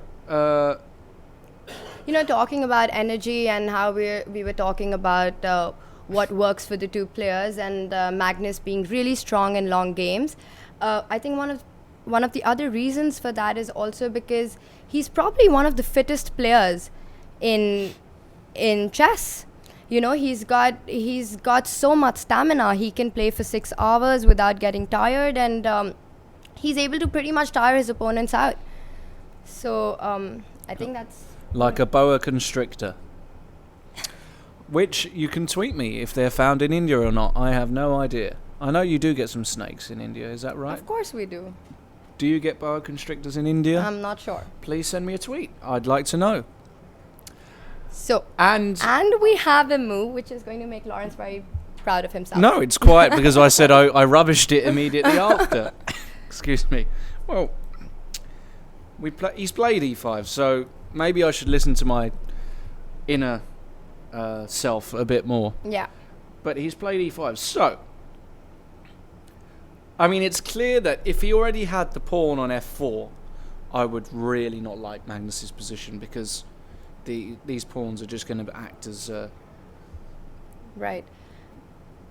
as And a black doesn't battering have ram. time to play g6 and set up that Right, blockade. so let's have a look then. If you play with your g6 idea, So I think there are two ideas, g6 or f6. Black has... yeah. Well, the f6 idea we were looking at, but so gf6, and now f4. Okay, but we don't have to take on e5 as well, do we? That's another point. We don't have to be so hasty.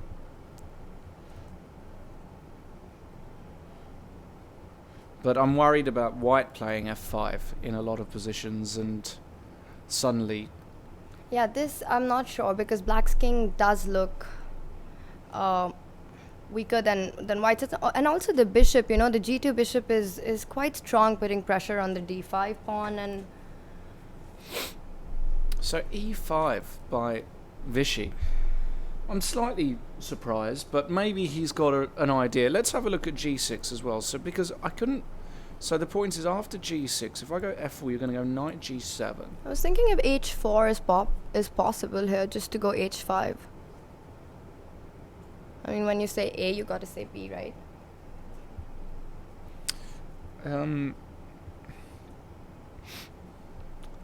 Sometimes. I'm just wondering how I'm supposed to stop this knight f5 idea. Because I think if you get... So, for example, if you go h4... I don't know if you noticed, but for a second, Magnus went into his... into the very intense thinking pose which he had for the first and the second game when he was rather uneasy, but then he quickly changed back to his I'm not affected by this. Right. Look. I'm worried about the following position though, because I can't see such a great move here for white. So if you take... And how are you breaking through here? So after h5, black doesn't react. Right. I mean, you can even, in some positions, think about taking that pawn off. In some positions. But because, well, because then you follow up with h6. Right. And the rook is actually doing... Suddenly, you put your king on h8. And but you have to be careful with bishop f3 and rook g2. h6. Rook g2? Oh, you've got bishop h3 there. Yeah. I don't think this is clear at all. You're right. Actually, the black king doesn't look too shaky The whatsoever. rook on a6 is a very great important piece, defender, yes. No, he foresaw this, Carlsen. And so, to both commentators, who are your favourite players ever and why? Jaden O. Williams. Tanya, who is your favourite ever player? Right. I think I'd go with Fischer. He's just also, it was not just about his chess. I mean, he was a pure genius like that. Also, that slight craziness was quite intriguing in him.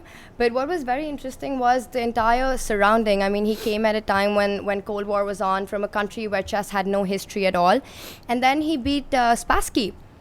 And also the way the match went, I mean, he lost the first two games. Second on forfeit because apparently the organizers did not fulfill some of his demands, so he decided not to show up for the game. But then he went on to win the match. And his style of play, and I think I would really advise, we get a lot of these questions on how to improve your game and what to study. I would really advise everyone to study his games. Absolutely. So I'd go with Fischer. What? Very enigmatic and interesting personality. Interesting. What about you? You thought you could get away with this? I'm a big Morphy fan. Right. Actually. I think, for all of you who don't know, Morphy was the American master in the 19th century. Had such an incredible natural attacking talent. And unfortunately, a bit like Fischer, went a bit loopy at a very young age. Do you think it's a trend? Well, yeah, there has been, hasn't there, in chess, a number of top grandmasters who have...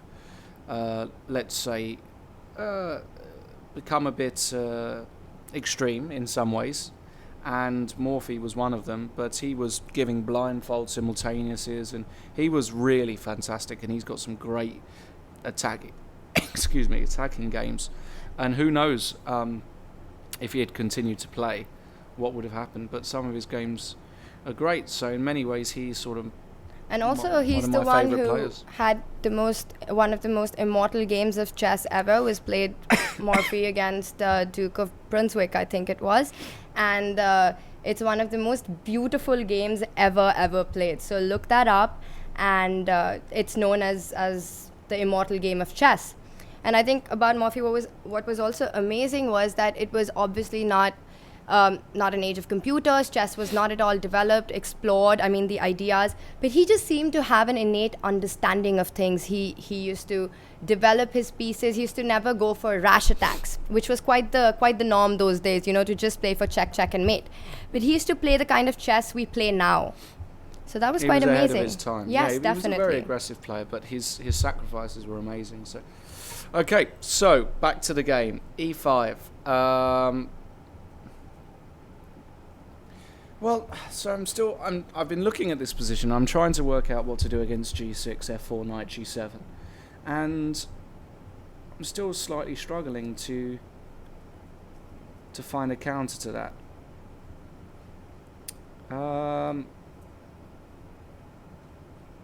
I think G6 or F6 will come on the board.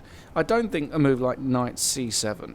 I was actually just thinking about this. And for example, white continues with F4. Yeah. And the idea is to play B4 now. Oh, just wow. to see if it can be a race, you know, on either sides. Are you fast, Tanya? On the board, maybe, yes. Faster than you.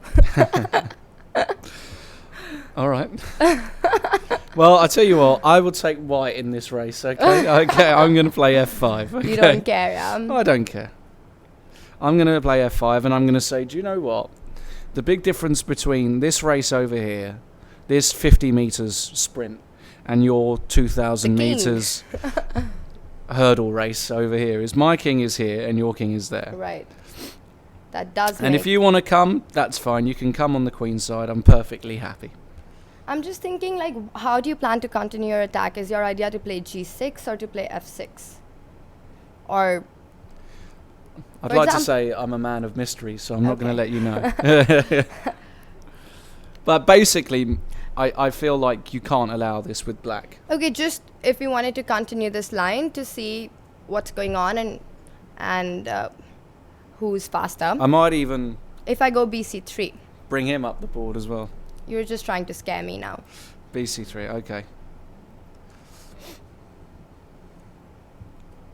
So I suppose I have to take. And now you want to go knight b5, right? Yes.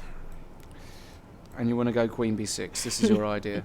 I think you I like... know you well. I probably have to start defending something now, right? What happened to the defend. race? The race is still on, don't worry. The race is still there. Now I'm going to pin you. Right. So, And your poor little bishop on c8. I mean, if you play rook b1, I'll of course take on f5. All right, I'll start with rook b2. Not sure. Very unclear. Also, your pawn My on pawn d5 on is d5 hanging is very weak, yeah. in some positions. So this isn't so clear whatsoever. But I just don't like knight c7. It just doesn't feel like... It's a bit slow when you've got all these pawns racing to your king. There is another idea here, is that after f4, maybe, just maybe, you want to play f5 But and we try have and... something very similar. I take gf6 now. Yeah. And even a move like knight h5, is that possible? Certainly possible. And if I take on e5... Yes, I take with the f pawn. And I, excuse me, I claim that my rook is going to come over in time in a lot of positions. Yeah, but even if I play knight f6 check now, this looks a bit... Does it? I mean, the knight, I don't really like the knight on f6. You're right.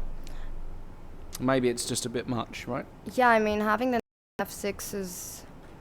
But this is the problem with knight c7, is that you can get all of this Right. kind of... So, maybe e5 is a good move. Maybe it is a good move.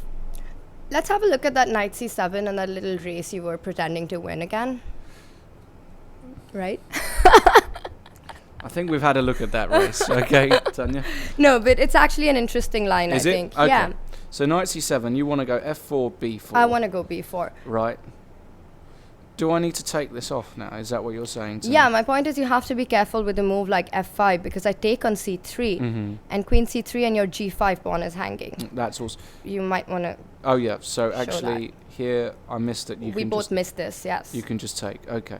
So what you're saying is then after it... Can I take here Yes, first? and I take ab4, And then if I exchange... knight a6.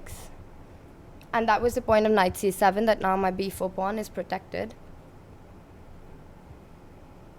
And what happens if I go f5 now? I take bc3 anywhere. And f6? I suppose g6. But I'm just wondering if. Yeah, G6. I actually think you're getting. I actually think you're getting mated here. So if you go G6, my idea is I want to play Queen F4, Yeah. Route 1 football, Right. and you've got nowhere to put your queen on to come back to F8. To F8, right. So you have to go here, I mean, I do have knight C7 and knight E8, but then you play rook. or you knight could- E6. I can also play bishop H3. So knight C7, Queen H4, knight E6, I go Queen H6, and bishop H3, and you can resign. But I could play knight E8 and not fall for Oh, that. you want to go to E8? Okay. But I have to be.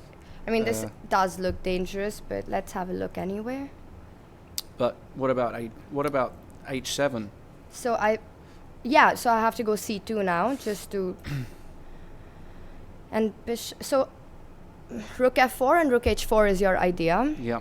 So bishop G4, Rook but F4. you can come to H5 afterwards. Right. It's all getting a bit tricky, isn't it? I can also go bishop F3 here. Might be good. But then I have Queen D7 or Queen C8. Yeah. Yeah, it's not very clear. This is obviously a very long variation, Yes. guys. But we're going through the sorts of Positions things- that could come absolutely. about. They absolutely could come. But I just, you know what? I just feel like I don't want to play knight C7 here. Yes. Also, just instinctively, the knight on E8, defends a lot of key squares around your king. So, Okay, Magnus is in the tank now. He's now 25 minutes behind. So he's G6 also looks very interesting here. I Right. mean, it looks very human to make a move like G6, to control and to try to blockade F4, F5. right. It does, doesn't it? I mean, G6 is the move that first comes to mind to blockade these pawns. Remember to tell us what you think, guys, about the position. Who would you take, white or black? What are your predictions? Will Carlsen survive this ostensible pawn onslaught by the world champion? Will Vishy win his first game? And if Vishy wins, what will that mean for the match? Will he be able to make one of the biggest comebacks of his career? Or will Carlsen, still with a point lead, be able to finish the job off? I mean, we'll have to see, but at least we know that if Vishy wins this, the match will be really alive after that, It'd be incredible. Yeah. I agree. And Vishy looks confident. He looks like he's having a much better time of it than he has done in other games where he's been suffering a lot. And Magnus, And this is a very different kind of Vishy we're seeing from, say, the first couple of games that happened. He was a lot more cautious with his play, a lot more, not taking so many chances and risks. And so I almost wish that he had started out like this, Oh, me too. I wish we had seen a game like this in Game 4 or Game 5, because a lot of them have been very tame Yes. games. And this really is great. And to those watch. are exactly the kind of games where Magnus likes to play on, and that's where he squeezed the win out of. Right, exactly. And Magnus doesn't look at his most comfortable here, so I wonder what he's seeing. At least he's not looking bored anymore. Right. Well, he's going through the motions in his head, and Vishy, now with quite a serious time advantage. Time might play an important part in this game, Right. actually, because the positions will be so complex that there might come a point. We're only on move 18, so Magnus has got 23 moves to make in just under an hour, which is just over 2 minutes a move, which is not a lot of time, actually. And he's almost half an hour behind Vishy, which I think in this entire match has not happened. I mean, they've either been on equal time control or... So we Right. have a tweet. We have a tweet. Alan TM76. Boa constrictors are found in North Central South America as well as some islands in the Caribbean. Sorry, Tanya, not in India. Okay. Fun fact of the day. No boa constrictors here. But we know we have a lot of dangerous snakes in India. In fact, there's a very, very big snake farm in Chennai itself. Really? Yes, with the Indian cobras and scary reptiles like Wow. that. What about in Delhi, where you're from? No, lot of we don't snakes? see so many snakes just hanging around. It's like it's a city, so Right. you don't find You them don't there just so much. go No, to you don't. you don't go to the corner shop and and say bump hi into to them, Mr. no. Snake. Okay. Nice to know. All right, we've got a close-up on the players there. Carlsen looks like he's pained. Maybe he is. Maybe he's slightly annoyed that Vichy didn't play 1e4. Maybe he was dreaming of a Berlin. And So Sunny Champ wants to know that if we can share our thoughts and experiences with blindfold chess and blindfold games. Have you had any? Have you ever played a blindfold tournament? not an official tournament. I've played many blindfold games, though. Right. And what was it like? Well, I couldn't see things very clearly. No, I actually like playing blindfold. I think it sharpens up your chess a lot.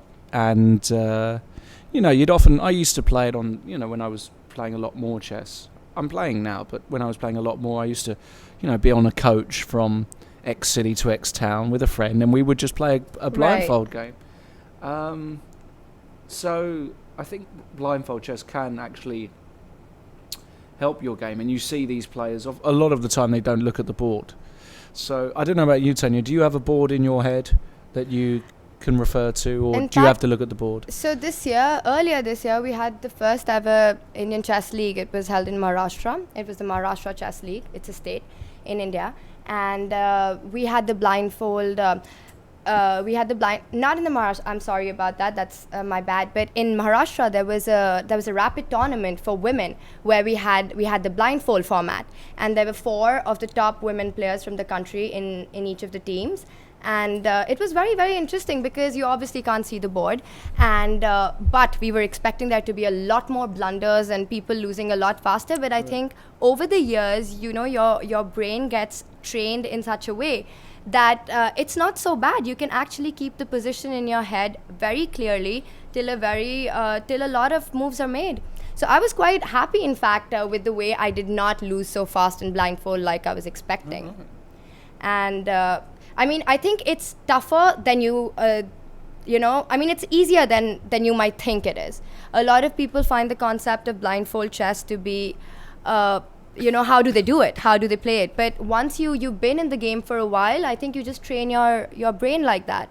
And also when you're playing a normal tournament, so many times you try to recollect positions from other games.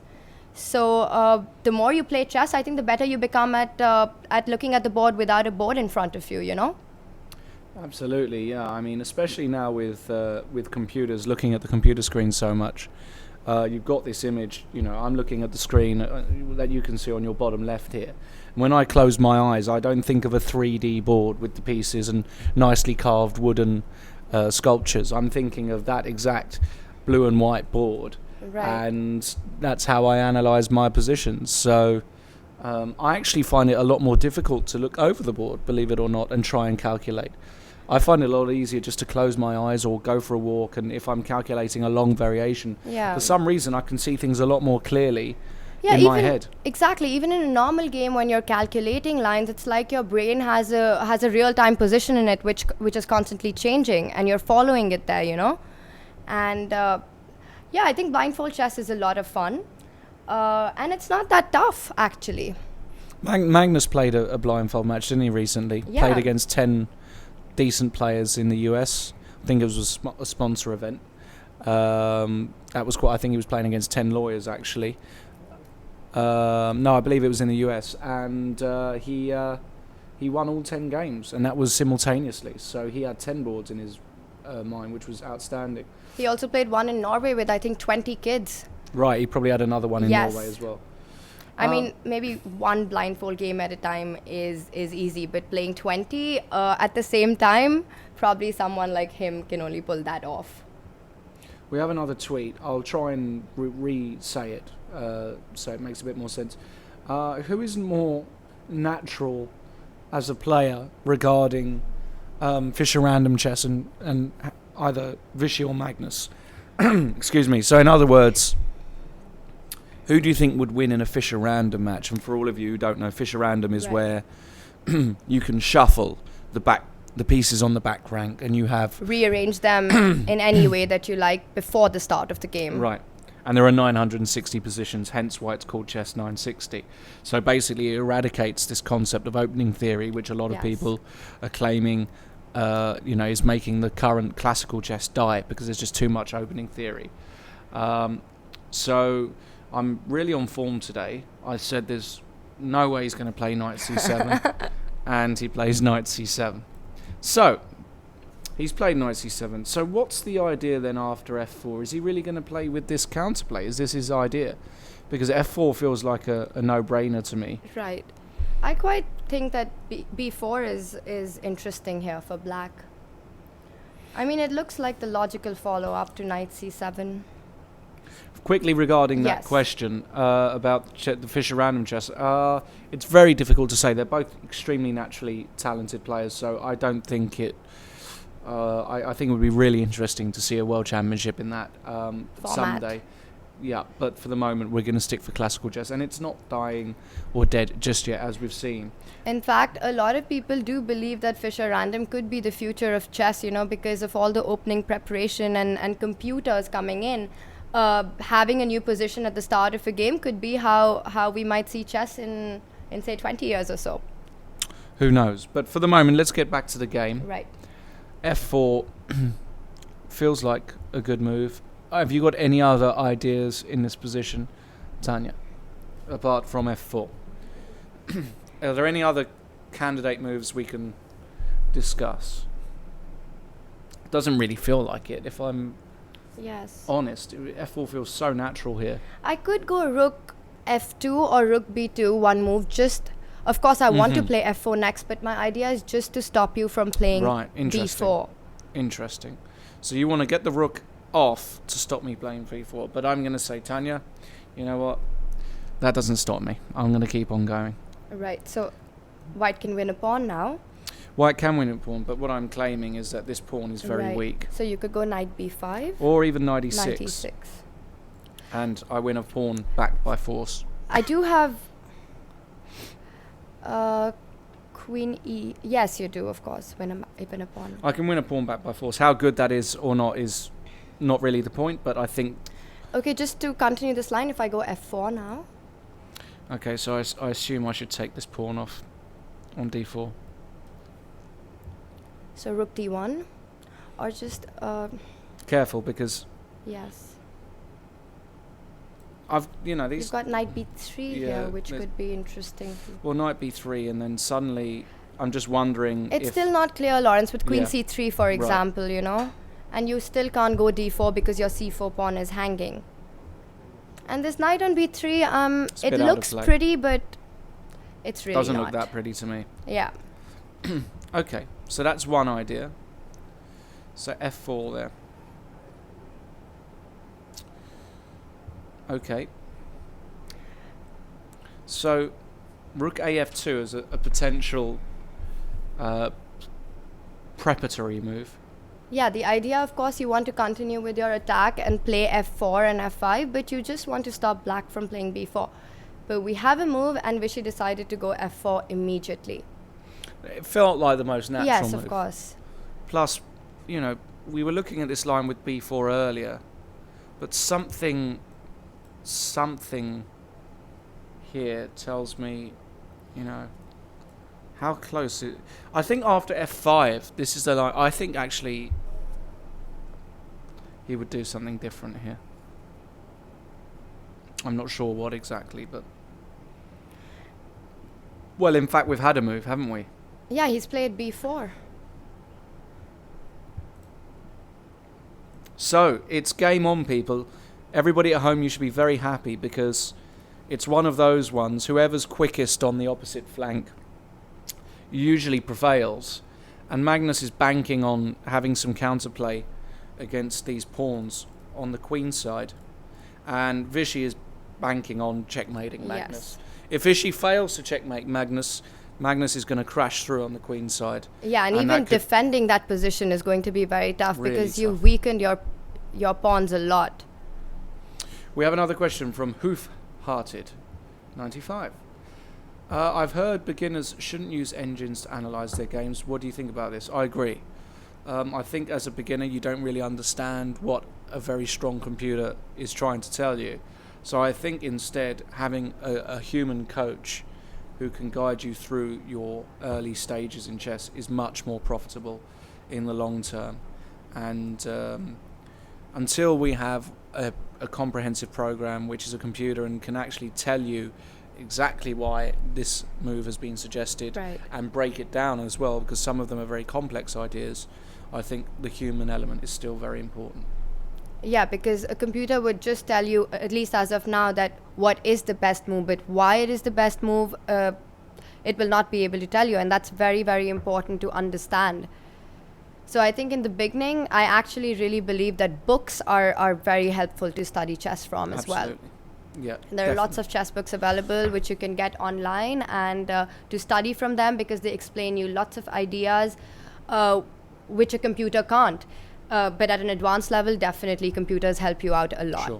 No, especially especially at this level, this is, of course, computers are an incredible tool that all players use. Okay. I've even heard that Magnus himself, as a kid, never used computers till a very, very late age. Doesn't surprise me. Doesn't surprise me. He's been brought up the right way with the right education. So, good for everyone. And Vishy as well, because at his time when he was young, Sure. computers weren't there, or if they were there, they weren't as advanced. Who would you take in this position, Tanya, if you had to take a colour? White or black? Do you like defending these kinds of positions? But I don't think either of them are defending. It's a very counter attack sort of a defense that Black is doing, you know. He's not playing passively, trying to hold on to the king side with, for example, the plans we were discussing with g6, knight g7, keeping the position solid. He's gone for attack on another flank. So I think it's very difficult to decide, but I actually think that Black has a lot of counter activity on the queen side here. So you'd take black? If I was playing you, yes. If any of you out there would like to sponsor a match between me and Tanya from this position, I'll happily take white. We do it for a very small fee, won't we? She's not listening. No worries. Okay, on to the next. I think white has got... I think Vishy... I'm actually going to say that. Come on, Vishy. Let's see a real. Let's see you go for it. He's going to go for it. He's going to have to go for it. I don't want him to wimp out on the queen side and exchange lots of things, and that would be upsetting. I want to see him move that f pawn right up into Right. Magnus Carlsen's heart like a dagger, and try and checkmate him somehow. It's easier said than done, of course, and I haven't looked at a computer evaluation of this position at all. Remember, we're not using computers here whatsoever, but I would say that it's probably still very far from being decisive or anything like that, or major advantage. I think it's very much in the balance. But I think a very important point, Lawrence, in this position is that the more the pieces get exchanged, I feel like Black would be better than, for example, in endgames here. With the pawn weaknesses, so White has to try to do something, like you said, checkmate Black's king. That's the only way. That's the only way for White, because he's slow on the queen side. There is Right. nothing else. He has to go for his throat, and Vishy's more than capable of pulling off a very strong Definitely. attack. I just don't want him to get nervous. I don't want him to start wondering about. I just want him to get on with things. Don't worry about that queen side. Just checkmate the kid. And I think that would be great for the match. If Vishy wins, 3 games to go, 1 point in it, anything Anything is can possible. happen. Impossible is nothing, as a lot of people say. Hopefully that's not a trademark quote. And anyway, I have one more. Even impossible says I'm possible. right, okay. Nice. Okay. All right, so Vishy has got about a 20-minute advantage on the clock. That's good for him, because now he really needs to crunch through. This is where, unlike many of the other games in this match, which have had such a strategical slant on them, this is pure, hard, cold calculation. Yes. Who's first? I think it's important to have a look at the AB4 line again, actually, because Okay. if F5 doesn't work, So AB4. AB4. I have to take, right? Right. And now you want to take with the knight. Right? Yes. And now F5 just feels right. Okay, so F5. Maybe you want to go B3. That's another option, but okay. So F5.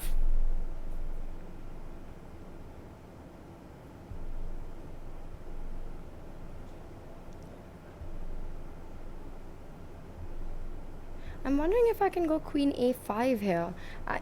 It looks a bit strange because you're again taking your queen away from the defense of the king, but... Do you really want to play queen A5? Yes. I mean, I just want to see what happens because I'm putting pressure on the C3 pawn. How does it go from here? We actually have a tweet, Lawrence. We do? Yes. With enough... Jeremy Treadwell.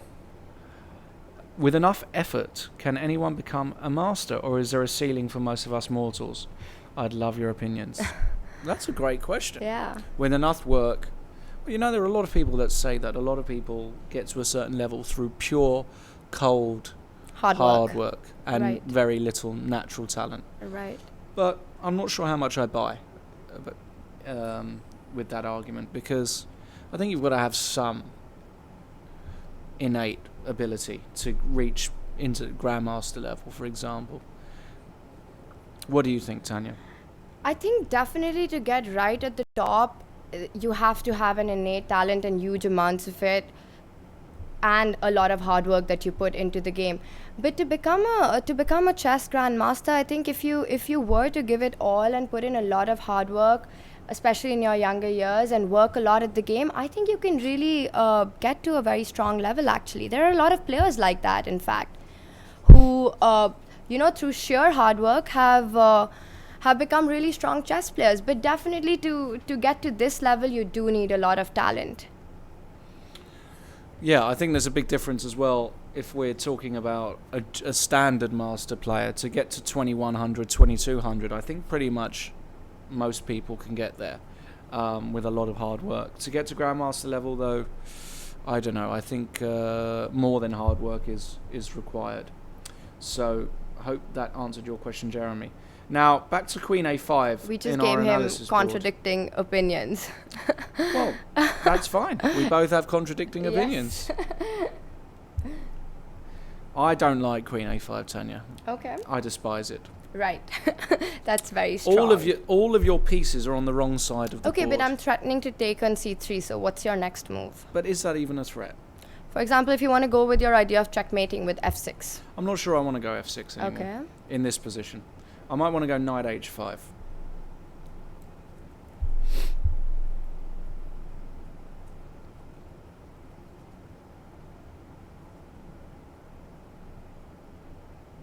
So if I take bc3, I know you want to show this line.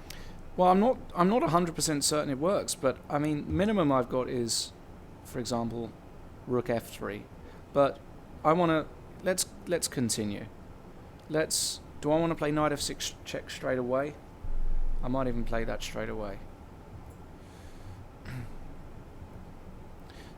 It's these sorts of ideas, Tanya, that I just think you've got to be very careful about. Yes. Knight f6 check. I can always win d5 as well. Yes, and if I take gf6, you take gf6, and now you're threatening mate, so I have to go king h8. And the big question is, how do you win this? can I win this? I'm close, right? How about this? Queen h... I must go. Rook f4. And now I want you to play queen a2 and not queen a1 check. Just to illustrate a very nice little motif, guys. That's the sort of thing. Right, but just Of course, coming back to see rook f4. So I want to can go check. queen a1, and you have to come back rook f1 now. Right. It does look that way, doesn't it? In fact, I think white's going to be the one getting checkmated now. No? No. I can always play king f2. Right, and if I give queen b2 check, No, I just come up. and queen d2 check? Oh, am I getting checkmated? Maybe I am getting checkmated. You're right. I'm Okay, getting. but- This is a bit too much. But it's these ideas. Yeah, that of course. I have to admit, instinctively, without having A5 analysed the position thoroughly, It could be very, very risky. I think for it's black. very risky. I don't think I we're going to see completely that. agree. I think we will see an exchange on a6 though, because I like the fact that I've taken away a defender. This rook is a defender along the 6th. So I like that. And I like f5. I think b3, like we were mentioning B3 earlier, is looks also quite reasonable. here. B3 looks really sensible to me. And now let's say a move like queen f4. Just the idea is to try to mate on g7 after maybe f6 or knight h5. A move like queen f4.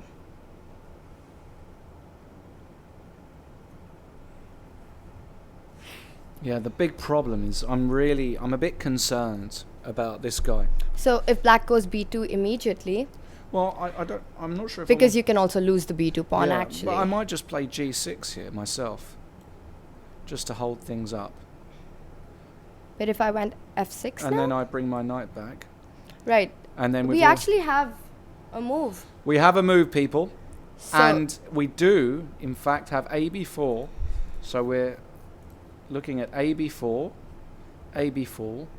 Now, is Vishy going to exchange the rooks? rook a6 makes a lot of sense Right. because the rook on a6 is a very good defender.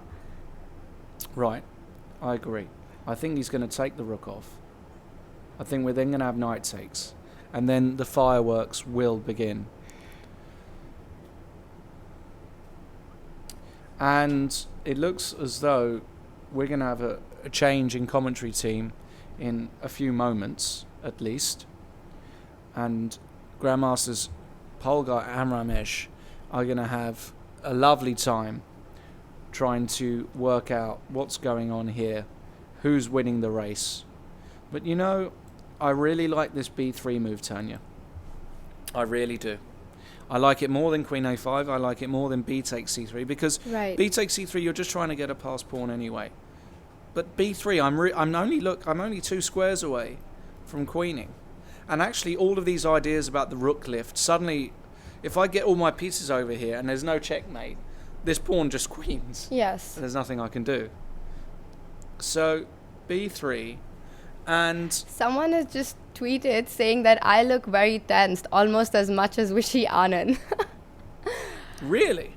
I don't feel it. Come on, Vishy. Okay, so we've had rook a6, knight a6. And I think we're going to see... Right. We're either going to see f5. Maybe he can take on b4, but I just don't like giving black a tempo to bring his knight in. And, you know, knight b4, the knight can come back to c6, and it can come into d3, and it all looks a bit... Looks like he's getting play.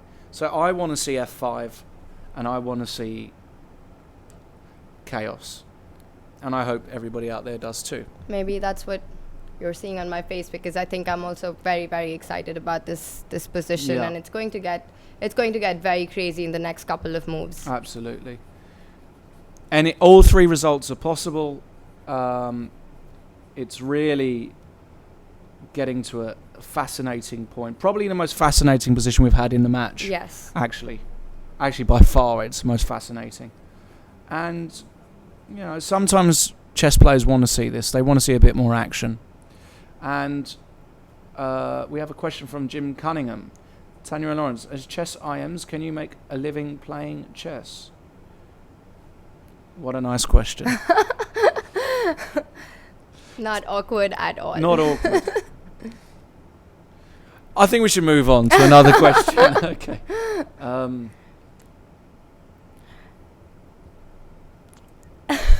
Come on, Vishy. Right, okay. F5 has been We played. have f5. So we got 4 moves in a row. That's good. That's a good start. 4 or 5 moves. He's played it. I can hear, you know, really great Cheering. cheering going on. from next door. And Magnus, he But never looks concerned. I do predict b3. You're right. It does look like B3 a very feels- logical way to go. And when you have a pawn on b3, it's a very long-term advantage for you. At every moment, you can use it to distract white's rook. And Right. if the position goes into any sort of an endgame, it's a huge advantage for black to have this pawn on b3.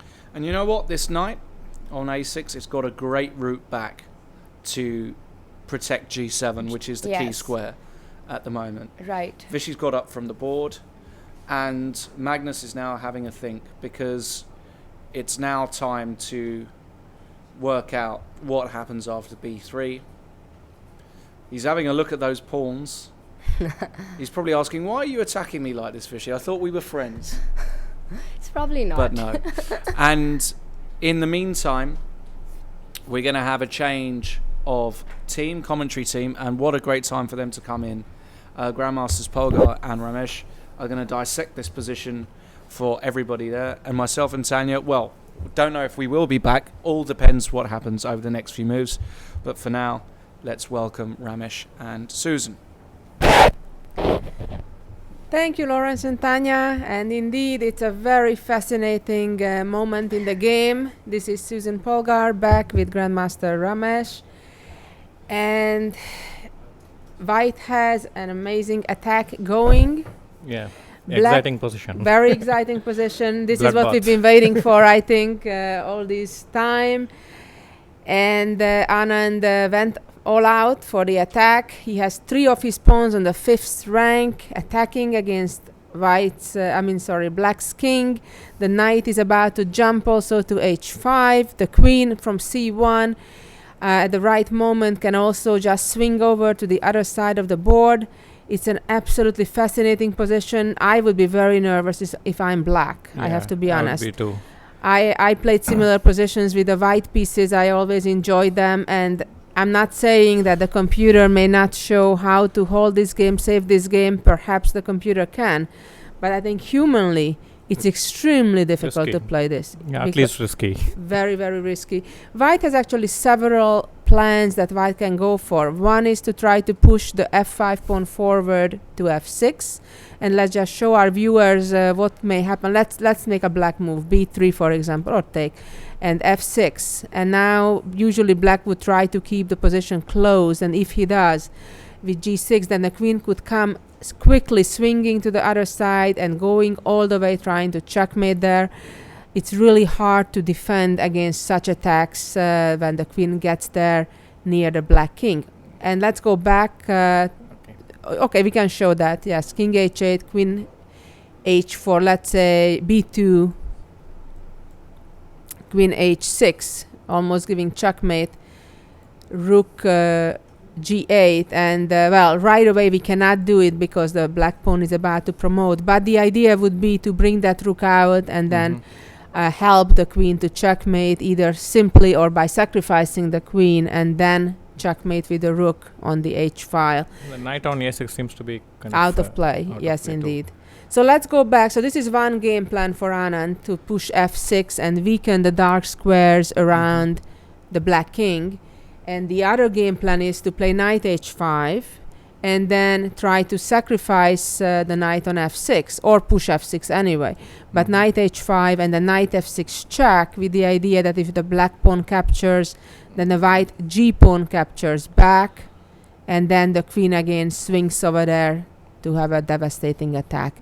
So for all of you out there who are hoping that Anand may win today and closing the gap in the score and have a chance to hold on to his title, this is his chance. It looks very promising. For all of you Carlsen fans, you need some praying going on here, I think, and some good moves for sure for Magnus not to lose this game. It looks extremely dangerous, and he needs to pull out his very best, I think, to survive this game. Even on the clock, Anand has almost a 20-minute advantage over Carlsen. So it could be a significant factor later on. Yes, it could. Although this is move 22 already, so he still has about 2 minutes a move, which is reasonable. But every move in these positions is extremely crucial. And he doesn't find one perfect move, it may be game over. So it's extremely careful. Extremely careful. It's a type of position where he can easily spend 10-20 minutes on a move, because it literally may mean surviving the position or reaching a losing position, objectively speaking. Yeah, even the black pieces, they're all literally lining up on the first rank, and the knight on a6 is far away from the king. So, and all the white pieces are ready to jump at short notice. So it's really a very risky strategy which Carlsen has chosen by playing a5, b5. and Indeed, b4. I was very surprised that Magnus has allowed all this march of pawns on the king's side. Usually it's a bad sign. Yeah, let's see how things turn out. I think this is a very important moment in the game where at least Anand has shown his intentions and the plan of attack. It's only a matter of which plan he chooses, either by pushing f6 or That's right. knight h5, knight f6 He plans. in fact has two plans possibly to choose from. Yeah, it would all depend on which plan black chooses himself. He has an option That's to right. create a pass pawn by playing b3, but that relatively cuts off the knight on a6 without any valid squares. For example, the move b3, it takes away the critical squares away from the knight, and so we are kind of putting all eggs in one basket, which is the b pawn. And if that cannot create much of a nuisance for white, then he just left without any counterplay on the queen side. The other approach would be to take bc3 and try to get the knight to b4 and knight d3. That can create some. I think that may look counterplay. better for black. More Yeah, counter we have chances. a question, Susan. Kalindama. Question for Susan and Ramesh. What do you think about Sophia rules? Only theoretical draws allowed. Well, Sophia rules have been kind of invented maybe about a decade ago or so, with the idea to forbid or lessen the quick draws that have been kind of customary in many grandmaster tournaments.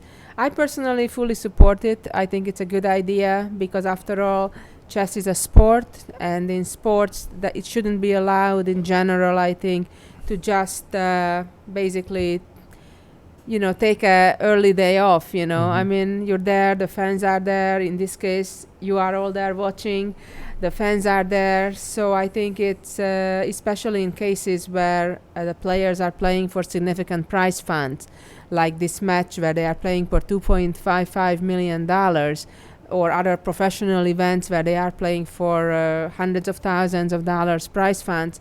I think it's reasonable to expect that they play the game all out and let the game be draw if it has to be, when it's king to king or 3-time repetition or the such.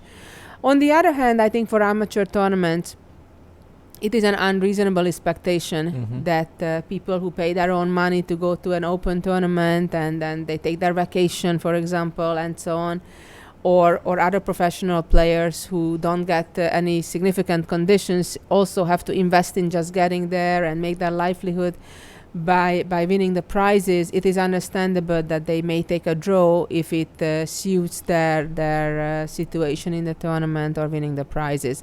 So to summarize the response, for mainstream professional tournaments where there are hundreds of thousands of dollars in prizes and the players are well paid, I think it's a very reasonable expectation and a good rule.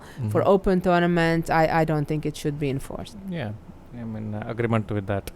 And we can also consider different kinds of point system. Like for a win, we get 3 points, something like that, or a draw. Well, I am as an organizer also of chess tournaments. I have organized some of the highest rated tournaments in U.S. history, the Spice Cup, and we tried in some years to have the 3 point for the win and then 1 point only for the draw and the 0 point for the loss, to encourage the fighting spirit indeed.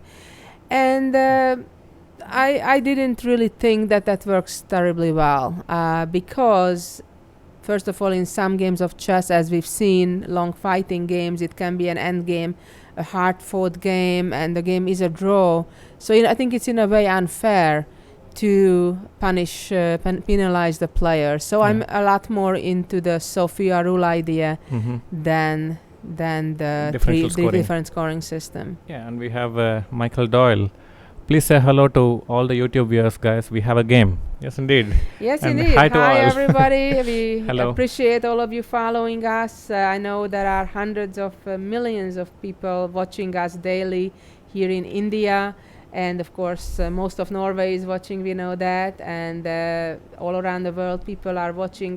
We especially appreciate and admire our viewers who wake up in the Americas, in the US, 3, 4 in the morning, 5 in the morning. That's real dedication and real love of chess. That's So what keeps us going here. absolutely, we appreciate that. And indeed, today we have a super fascinating game. We are enjoying it. It's a clash of two plans, right? The king side attack versus the queen side storm.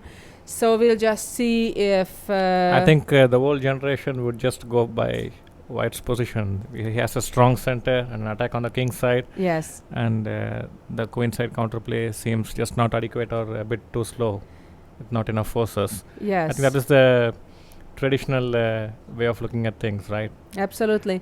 So the question is, can Magnus Carlsen come up with a defensive plan on the king side? If he can, he's better on the other side of the board. Yes. And that is a big if. If he can come up with a defense there, it looks really scary, I can tell you, without checking any computer analysis.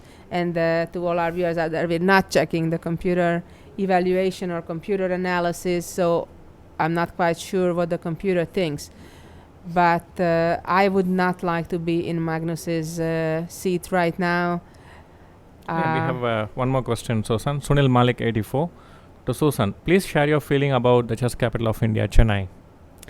Well, obviously, with Vishy Anand coming from Chennai, it, I'm sure, put a very serious mark for the chess excitement here in Chennai, not just now during the match, but over the years.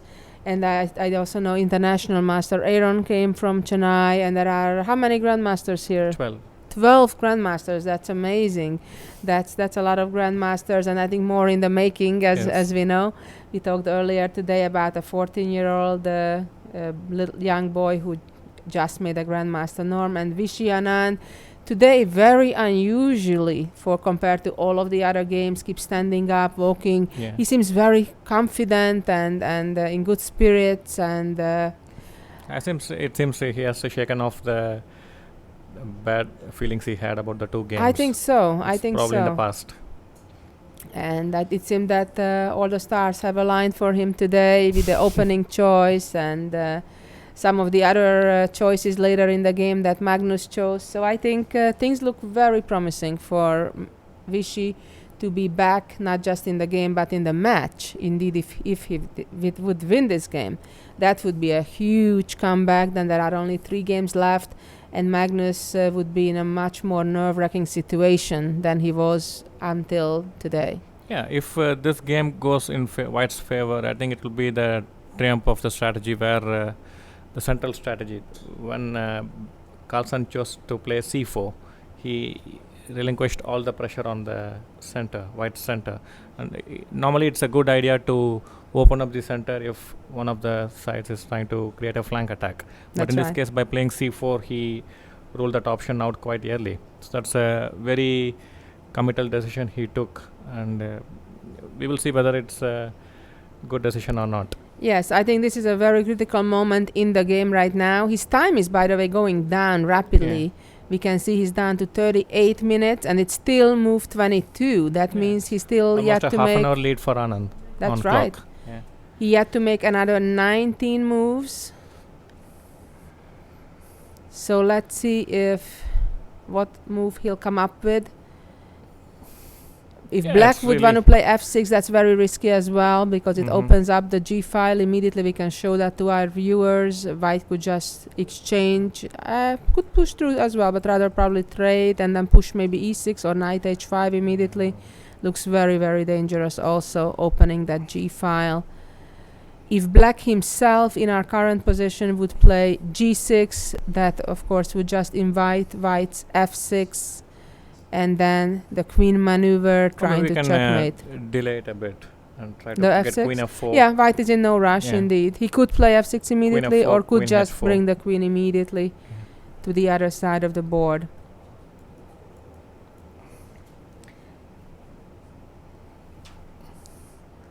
Yeah, and the black pieces don't seem to be quite happy at all.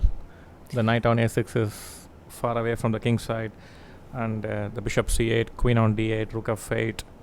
And kind of. ideally, it would be better if we have one piece in front of the king. That's so right. To stop the frontal attack. But in this case, there is no pieces in black's to give protection for black king from the front. They're all trying to protect from the side. And a direct frontal attack is always dangerous in such cases. That's right. That's why I was very, very cautious the last few days when a lot of in a lot of interviews they asked me, a lot of people asked me, it's over for Anand. That was a general ambiance. People didn't believe that he had any chance whatsoever. It's game over. We have an ex-world champion. And, I was telling everyone that you have to be very cautious. A match is not over until it's over, because this game will be a very crucial one, and I'm sure that Anand will play in the style we do see him play. And after all, he's a great champion, even though we haven't seen his best so far in the first 8 games, but today we are seeing it. And if indeed he'll manage to win, he'll be back within 1 point to equalizing. Yeah, and So it will and put a that- lot yeah, of pressure on Magnus. That's a lot of pressure. No, already we can see here the kind of a celebratory mood in Magnus' camp. Exactly. Like they're all that's- anticipating a quick finish to the match. And I'm sure, it was a Premature, subconscious, celebration. But if it was, it was certainly a mistake to celebrate prematurely. So we have a move. Magnus did push B3. the B pawn to B3, closing up everything on that side of the board, and I guess hoping that somehow Black will manage to defend against the checkmate threats on the other side of the board. And of course, if Black manages to do that, then Black has a very significant strategical advantage for later on in the endgame in that protected passed pawn that Black just created with his last move. Yeah, it also restricts the movement of the white rook on F1 if the queen goes to the king side for an attack. Right, the pawn Then can get to the second rank, and as we've seen in one of the previous variations a bit earlier, it kind of ties the rook up, needing to prevent the pawn from actual promotion. Yeah, even here I would consider a move like rook F2, which can be a prophylactic move guarding against. Definitely a candidate move and along. then we can free the queen to go to F4. That's right. That's an interesting option. Or he can choose to go for a direct attack with either F6 or knight H5. Right, and Anand again is facing the back of the chair of Carlsen and his jacket. Magnus took a brief leave to the resting area, perhaps refreshing with some juice or hot chocolate. I've seen is another option for the players in addition to tea and coffee. Yeah, Susan, how would you think in this position? Like, what would be your line of thinking if you're white? What are the points you'll be considering as crucial to assess the position and find the moves? Well, I think first, one would need to establish what are the candidate moves. And I think it's clear that Black has some threats on the queen side of the board. So White, I think, needs to play pretty directly. So it's I think, already a situation where White needs to calculate, actually. Variations, either starting with the knight H5 and then the knight F6, knight sacrifice. Yes. Or alternatively, pushing the F6 and then checking various options for Black with the G6, or Black perhaps just leaving it there. I think this is already really a situation where Anand needs to calculate and then compare the two alternatives, or there are perhaps other, even more alternatives for White, and then choose whatever he feels is the best. And we're being told that there is even a suggestion of H4 and pushing the H pawn up to H5 and H6. I'd be very surprised if Anand choose that. My feeling about the position is it looks like Black is banking only on the pawn on B3. Yeah, and it's not going to move anywhere as of now. And the Black pieces are terribly uncoordinated. And even if we give 3-4 moves to Black, I don't see what way he can rearrange the pieces to defend the king. So I think White has time on his side, both on the clock and on the position. So That's he right. can either take a direct approach with knight H5 or F6. That's one way. Or he can take a more slower approach. Right. by So basically, preparing the attack. White at some point will need to make some defensive move also against the b3 pawn. But I think at large, White will need to make offensive moves on the Yes. king's side. And Anand right now is trying to deliberate between the choices or the sequence of the moves between the f6 And I think and Black's knight counterplay h5. would be probably something like this, something along this lines, trying to hit apart from the Right, looks B pass terribly pawn. slow to me. Yes. So I think probably time is on White side. It would be interesting to see what approach Anand takes here. And he A seems direct pretty or, calm. Yeah. Both of them, interestingly, look pretty calm. If I would be Magnus, I'd be a bit more worried. But maybe he just is a good poker player and doesn't show his fear that he may have in the position. Or maybe he sees some defensive resources that we don't.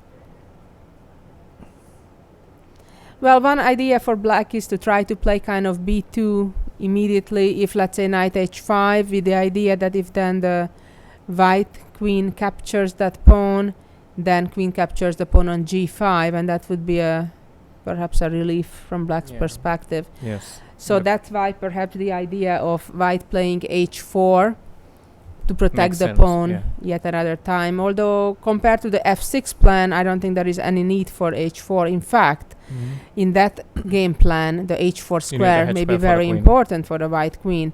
So I'm not sure if I like to commit with that. Yeah, but the thing I this point. dislike about an immediate f6 is kind of opens up the diagonal for the bishop.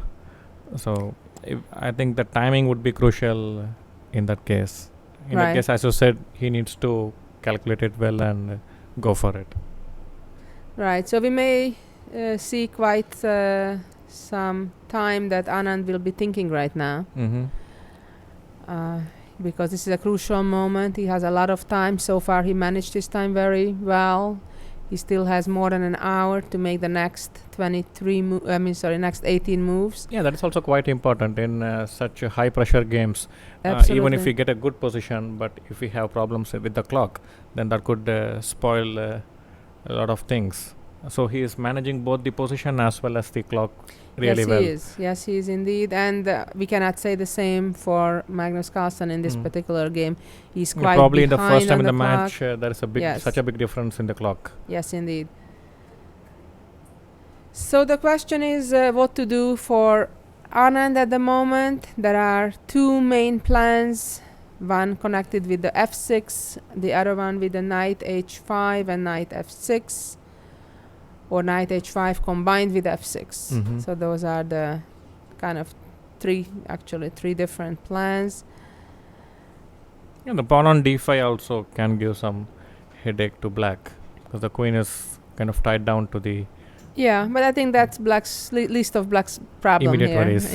Yeah, that may be an issue at some point later, but not immediately necessarily.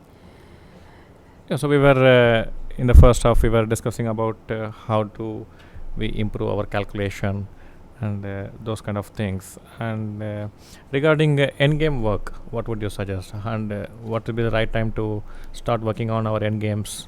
I think it's important to really work on endgames from very early on. Initially, just with very simple technical endgames, such as obviously how to checkmate with king-queen against king or king-rook against king, or the such. But as the player improves, it's important to start learning about basic pawn endgames, which are the basis of all endgames, because potentially from all other endgames there may be an exchange of pieces and reach the pawn endgame. So I think it's really important to understand the dynamics and the details of pawn endgames. And then move on to other endgames. Rook endgames are most common, and therefore I think it's next to pawn endgames, those are the most important endgames. In fact, I think statistically it has been shown that half of all endgames in tournament play end up being rook endgames. So therefore that's very, very important. There are some great books out there on endgames. I really like Silman's book on endgames. I personally grew up on Keres book also, but I mean Smyslov and Löwenfisch, they have a rook endgame book. Rook endgames. Yeah, the theory of rook endgames. I studied that book inside out. Yeah, I liked Rubinstein's best games, 100 best games, 100 selected games. Those of are less Rubinstein. technical, less Yes. theoretical endgames, but more practical type of endgames. Yes. But I think before young players Practical start endgames. getting much studying those more practical, complex endgames, a bunch that we've seen here, for example, I think it's first important to know the theoretical endgames.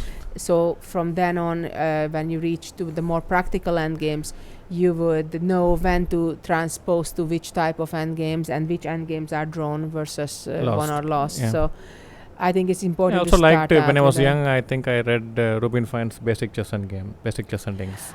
That used to be a good book back in the days. Mhm. However, over the years, I think there has been a lot of refutations discovered, Okay. even pre-computer times, but especially after the computers started checking for accuracy of those endgame books. A lot of inaccuracies have been inaccuracies, okay. discovered, and so therefore there are some new books that are better going with, because you don't want to learn the wrong theories when it comes to endgames. And we have the Dvorsky endgame manual also. And that the Dvorsky books are very good also. Mostly they are pretty high level. Mm-hmm. So for more advanced players, the Dvorsky books are very good too. And it's interesting that they come out also with second edition and third edition, and I know 3 definitely are out. Maybe they are working on the 4th now. And I know that in some endgames there has been some significant discoveries between the 3rd edition and earlier editions. So it's interesting that not just in the openings, but even in the endgames, there are still, in the complicated endgames, new theories discovered or re-evaluated. So yes, endgames are super important, and I have a feeling we may not see an endgame for a change. Yeah, that will be a nice change. Yes, and I think we are likely to see a decisive game today, which is also good for all the fans watching out there. Very dynamic game, an attacking game. It's a point of no return, I think, also for Anand, because if he doesn't succeed with his attack, he may be worse. And it would also be pawn. very difficult to accept that he got such a good position and could not convert it. Right, And that could right. also be psychologically very tough to handle. So we are here in the Hyatt Regency in Chennai, India, at the World Chess Championship between the defending champion Viswanathan Anand against the Norwegian challenger Magnus Carlsen, Game 9.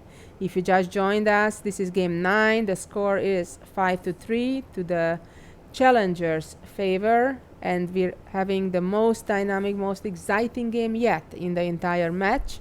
White, Viswanathan Anand, who is trailing by 2 points, went all out, allowed a very far advanced, dangerous pass pawn for Magnus Carlsen to create on b3 on the queen side. On the other hand, on the king side of the board, where both kings have castled, he has a very dangerous attack with 3 pawns already reaching the 5th rank. With the help of the knight potentially jumping to h5, the queen is only a move away, joining the attack. Has a very promising position at the moment. So it will be very interesting to see this dynamic. Anand is already thinking for about 6-7 minutes or so, I think, deciding between the various attacking options. White has several attacking options, not just one, to go after the black king. Black will need to be extremely accurate and careful. If he even can survive, maybe he can. We're not using the computer for our evaluations and analysis, so we're just trying to give you the human input, the same way the 2 players obviously do not have the assistance of the computers or any outside help. Yeah, I think the more I consider h4, I seem to like it a lot better because it gives us an option of playing knight h5 and knight f4 as well. Because without the knight on f4, the g5 would be hanging. So it just gives us additional possibilities. Well, I understand but the that only drawback is, as you mentioned, the takes queen away the takes away the pawn. h4 square for So the my queen. question is to you here about that h4 idea, that if, let's say, white plays with h4 and knight h5 and f6 plan, what's probably next? I think he would do this. And here, again, we may have to choose between all the plans we have seen earlier to go for knight h5 Right. or just advance the h pawn. And here maybe we also have an interesting idea to go completely to on the other side, and if I can get queen c5, and it can tie down the knight on c7. That's an interesting idea, but it's I just don't going on think the wrong it's side. going in the right direction. Yeah. I think white really should focus on the attack on the king's side and see what happens. And if black has a proper defense and hold the game, so be it. But black needs to find those perfect moves if they exist. And time-wise, it's getting closer, getting a bit closer, although 18 minutes advantage to Anand. Anand still has the time advantage. No, but today Carlsen 2 is on the board more. He's holding his head with both hands. We've only seen that, I think, early in the match in the third game when he was also under significant pressure. Anand has had good winning chances in the third game and not since. So this is the first time since game 3 that Anand is back with the initiative, and Magnus though he is had on the a defense. slight advantage in both the white Berlin games where he played with d3. But he very minimal. Yeah, very minimal, but he didn't convert it into Yeah, a it serious never advantage. really became a dynamic advantage. It was very theoretical, I think, the advantage he had. And I think he understands the importance of this game. In fact, this move, I think it's an important decision. Which way is white going right now? So what would be your guess, if you have to guess? Is it f6, is it knight h5, or is it a third move? No, somehow I have a feeling like white can go take it a bit slower, and he doesn't have to commit to one particular plan. So the moves like h4 and rook f2. Rook f2 I like because to just free the queen away from defending the pawn. But the down shot is when he gets eventual knight c7, knight b5. Then the problem will not be with b2 alone, but the problem will be on c3 as well. In that sense, in that case, the rook on f2 may not be of much use. So h4, knight h5, and rook f2. These three moves. Right, and we have a question. Yeah, we have DC Javia. Is it mandatory for player to sit in a chair while making a move? I mean, can a player make a move just by standing? That's an interesting question. I think by the rules you can, but it's considered impolite or not good sports. It's interesting, by the way. There's nothing that forbids making a move while standing.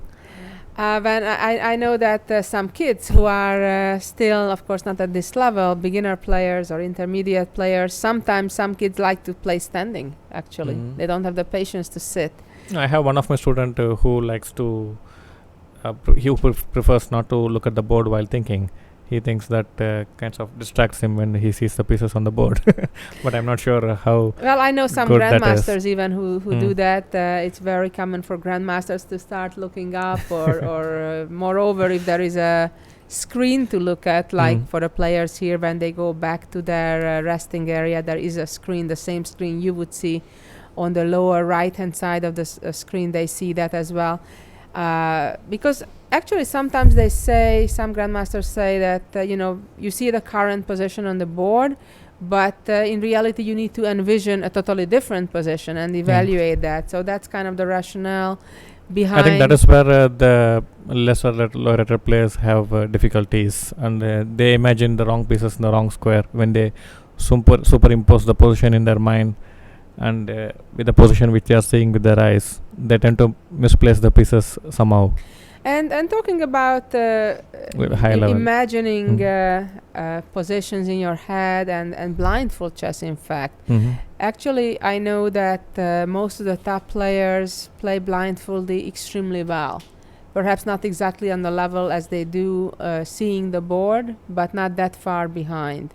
I remember when until recently there used to be the so-called Melody Amber series, and I actually participated in the first few of the events, and it was very fascinating to actually play the Anand in those events, and it was very interesting to play not seeing the board. It's very tiresome, I have to say. But people play a lot more freely. I think they felt a lot less pressure than your regular. mistakes are not going to be scrutinized in depth. Right. There were some big blunders, but mostly they were decent games, and it was hard to tell that either of the players, or rather than both of the players, were playing blindfolded. Yeah, we have a question on screen. Shivam GMS. Susan, what kind of training you suggest for a 7-year-old? My brother is good at chess and I want him to be like Carlsen. Well, that's certainly ambitious, and I wish good luck for that. It takes a lot of training, and I think it's very important to simply learn one thing at a time, one step at a time, and be patient. Of course, if he's only 7, he has plenty of time, and first start out with tactics and basic end games, and just play games and learn from the mistakes from the games. And you need someone to analyze the games, to point out the mistakes we make. Definitely, it's a good idea to go back after your games and look at them, especially once you lost or drew, where you could have played better, and learn from your own mistakes. Yeah, I have a question on this. Do chess players make a variety of mistakes, or do they keep making like 3 or 4 mistakes again and again?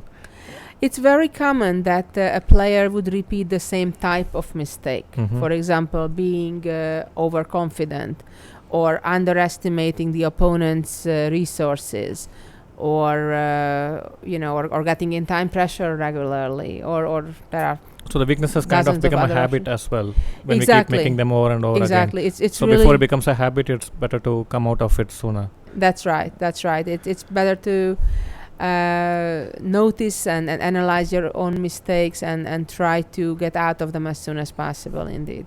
And is it possible, I think I already asked this question in one of the earlier games, is it possible to come out of our weaknesses, or some weaknesses remain with us forever? I think the younger the player is, the easier it is to transform or guide them in the better direction. Obviously, we all come with our own personalities and traits, good and bad, but I think we all can improve on them. So we probably not going to turn ourselves completely around. Let's say a quiet, reserved personality, not going to be probably that, all of a sudden going crazy and going for the biggest risks and wild things, but or the other way around. But we can certainly improve on our tolerance of risk or things like that. So on the one side, we need to get better and better in our areas which come naturally to us. At the same time, we need to work on the areas which doesn't come so easy to us. Well said. Exactly. Yes. We need to work in both of those directions. Yeah, another question on the way to expert. Susan or Ramesh, can you recommend good online chess servers, preferably free? Actually, I just know about a very good new one called Simple Chess. At simplechess.com is the website. First time I'm free. hearing. Okay. Yeah, it's but it's very simple. That's the good thing about it. There are many excellent other websites as well, but some of them are too sophisticated and have too many options. Here it's free. That's a good thing, and it's really simple to navigate. You can play against people from all around the world 24/7. You can play against the computer at 20 different levels, and you can solve puzzles and get points and just have fun. Yeah, some of the children I know, they also play in a website called Chess Cubes. I'm not sure how good it is, but I have heard many kids there are many sites, many options. Simple Chess is just one I can certainly recommend. And it's simple. I think simplicity sometimes is important, especially for beginners. So, how important it is to play against computers? Do you advise it? Well, I think it is important because computers, especially when they are set on the higher level, they play very accurately. Although they play sometimes in a different style than humans. So it's certainly a good way to practice also, because it's always there. Or is it a better idea to analyze with computers rather than playing against them? I would very much caution, especially young players, to use too much the computer for analysis, because ultimately when you study chess, when you practice chess, it's important to develop your thinking habits and how to come to conclusions. And there is a big temptation that when you do use the computers, you rely too much on the computers' Assessment. analysis and skills, and that doesn't really help you. It's ideal for coaches, I think. It's absolutely ideal for coaches, for seconds that are there to help the young player. But I think it's really important for young players to minimize the usage of the computer and try to do more work on their own, and then to double check with the computer, their work. Yeah, it's very important to improve our analytical abilities, the Yes. decision-making skills, deciding between various options, That's right. than using computers. So here we are. It's game 9, and we Anand are is taking a taking a long lot of time. This long is time. move 22 now, right? yeah. We're on move move 22. Anand is thinking about his 23rd move in the crucial game 9. This is his opportunity, now or never. Make a comeback and make the score closer. Yeah, in He's one an of the- attacking position. Yeah, in 2007, I think, when Anand became the world champion after winning the tournament in Mexico. Few days later, I had an opportunity to analyze some games with Anand, along with some other Indian grandmasters like Ganguly, Abhijit Kunte, and it was a very interesting experience because it was probably few days after the world championship, and he wanted to see more chess. Normally one would expect to take a month off at least from chess. Yeah, and I know Vichy also for a long time, about half my life, and when he visited with us in Budapest, Hungary, in my native country, he definitely proved that chess is his number one priority, and he loves chess. We have a very smiley from passionately. Aronian, Susan. Oh, from Lev Aronyan, Thanks, world Levan. number 2 player. He's also watching, and I guess maybe even listening to our commentary here. And so Vichy is definitely very passionate. Yeah, in about one of chess. those sessions, I remember well that we were looking at a very complicated game. It came in a Sicilian Rosolimo, and we were each checking the position with our own different engines. And I think Kunte was using Deep Ripka at the time, and I think I was using Fritz. And Anand was trying to find the moves on his own, and we came up with some very long variation. And he just, when we told the first move, he said, "Wait, but then bishop h6 comes," something like this, which was coming like after 5-6 moves, and he just got it in seconds. He's incredibly fast in his thinking. Yeah, I so- remember since his. So if he's having a good deep thought in this kind of position, which is like a home for him, I think he must be. and this is his type much, of much- position, yeah. actually. This is the type of game he likes. He must probably and thinking he about that excels at. 30th move or something here. Probably yes. And you just mentioned the world championship that he won in 2007, and I was there actually witnessing I was there doing commentary actually in Spanish at that world championship. That was a further That's one thing challenge. Indians miss. We have our own languages which is not spoken out of India. Yeah. So let's talk a moment about where we're at. We're in Chennai, which is in the Tamil Nadu state, and yeah. Tamil Nadu is one of 28 states here in India. And I've been told that practically all of those 28 states They have a have their own different language, language, their yes. own language. Yeah. So for someone who is from Tamil Nadu like me, when I go to North India, I'll be at a loss just like a foreigner. Wow. 'Cause, So could you all speak English, or yeah, most those who people? are educated and know English, we mostly communicate in and then of English. course Hindi as well. Yeah, Hindi is a national language which most of the Indians speak, but people in South have some difficulties because it's not taught as a second language in most of the schools. They teach the mother tongue as the second main language.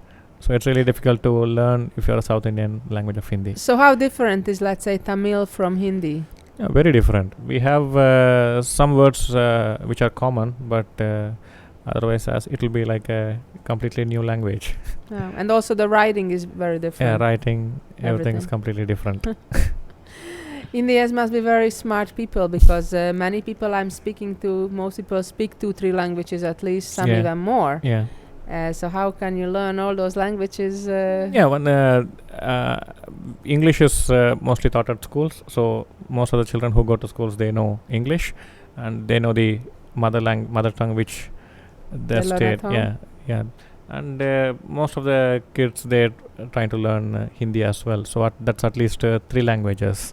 And these days the young children, they are trying to learn European languages as well, like French and German, because the French embassies, the German embassies, they have their own classes to teach the language. So a lot of That's young kids are interesting. interested in those two. And we have another The question. Yeah, A. Vindam. Question for Susan and Ramesh. Do you expect the time to be a significant factor in this game? Actually, I do. I Yeah. do. It's getting closer and closer. Anand And is probably the taking a game may not even long go take. beyond the first time control. Very possibly. It's a Mhm. type of position that can easily finish before move 40, Yeah. which is the first time control. So that means that within the next hour and 12 minutes or so, they have to make another 18 moves each. That's a lot of moves to make in this position, and the game easily may be decided even earlier than that. Yeah, in these positions, what we see now, things could be completely different just after maybe 4 or 5 moves. Absolutely, and And that's why it's very important to be precise. precise.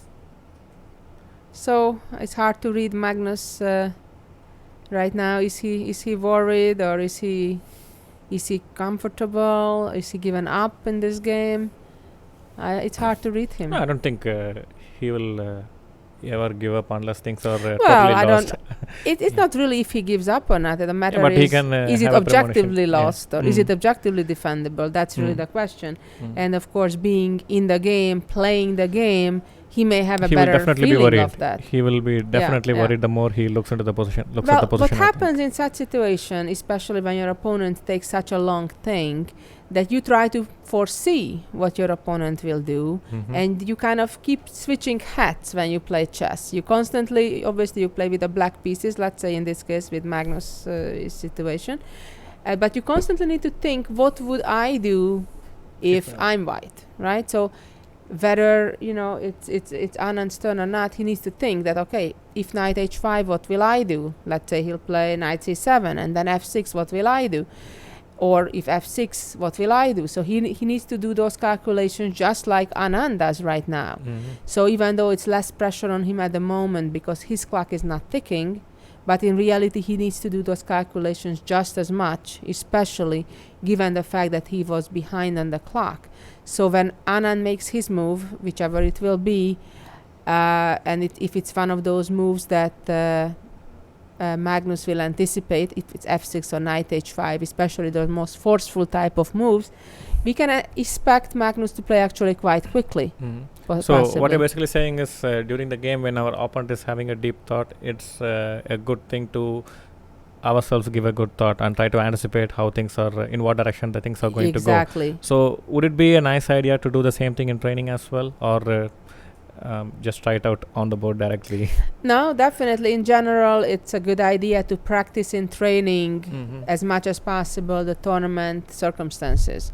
So if you play training games, let's say with another friend or your coach, you'd want to definitely, as much as possible, use the same thought process and habits, develop the right habits in training as well. So the training process should be as similar to the tournament process. As how much as we possible, think, yes, yeah. indeed. Because I know many kids who have the preparation duration as just 1 hour, they take a break, then again 1 hour, they take a break. So is it advisable, or just to have a 2 or 3 hour session at a stretch, so we imitate as much as I think it is important to get used to the pressure for 2, 3 or even more hours in training, because you'll have to deal with that in a tournament. It's just like for a marathon runner, it shouldn't be the first time that you run a marathon when you're running the race. You should build up and practice. Yeah, that's a very important thing. Like we need to do our home preparation as far as similar to the actual tournament play. Yes. Yes. Yes. I mean, the only thing that, of course, is you cannot always practice the real long time controls because it just takes so much time. Yeah. So you have to kind of create that crisis and practice, let's say, these type of positions. Yeah, maybe we can get this type of positions set like half an hour or Exactly, 45 minutes exactly. on the clock So and try to start play a game. out with, let's say, a position like what we see here right now, Mhm. and from the white's perspective, try to lead the attack, and the other student can try to find the Defend the- defensive. yeah. So these are extremely Useful, exercises. And then you right away get to the critical moment. Carlsen is not getting up. No, he used to in previous games. We've seen him walk a lot, go to his resting area, jack it on, jack it off. Now it's pretty stable, sitting at the board. I think both players understand the significance of this game, of the upcoming moves that they will be making. And interestingly now, Anand is already behind on the clock for the first time in this game. He must be calculating really deep. Maybe he sees some problems, some good defensive resources for black that, are not so obvious. And maybe that's why Magnus is calmer than, we would think he would be. So it will be really, really interesting to see the upcoming moves. And given the fact that I think Anand took close to half an hour, thinking at this moment, right? Yeah, at least 20 minutes. I'm not sure. At least 20 Probably minutes. more. Probably more. Quite a Yeah. bit. He must be analyzing it either all the way to checkmate, or he doesn't see the checkmate, one or the other. And that's a big difference, obviously. And if he doesn't so see the checkmate... how important it is to I understand that many players will have a tough time to take a decision like how deep should I go, when I should stop.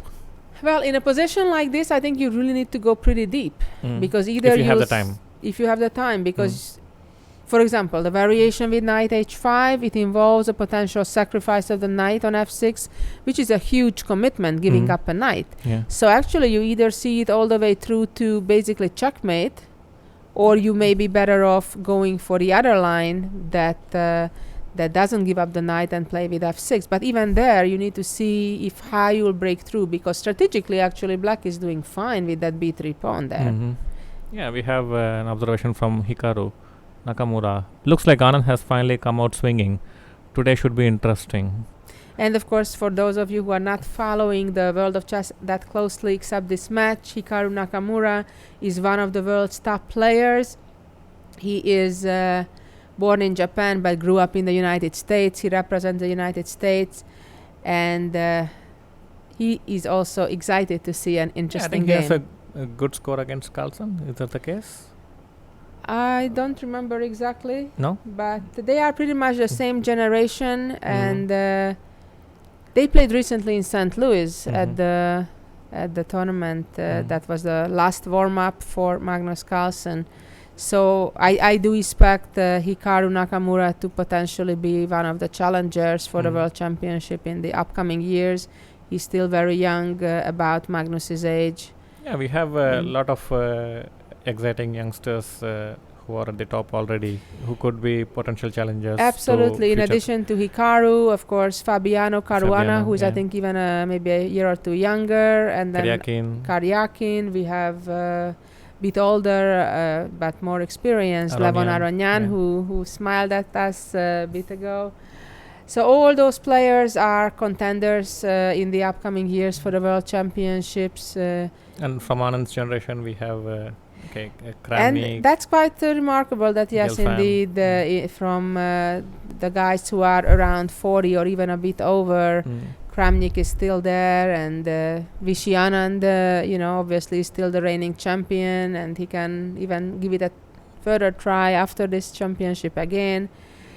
And Boris Galfand, who was the challenger in the last year's championship. So it's interesting. Adam seems to be making a comeback too. Although I don't believe he would be going all the way to the top. But he also made a comeback. So but it's inspiring to young generation when the people who are in their 40s are still making a comeback. Yes, it gives hope that you have a potential all the way to your 40s. So.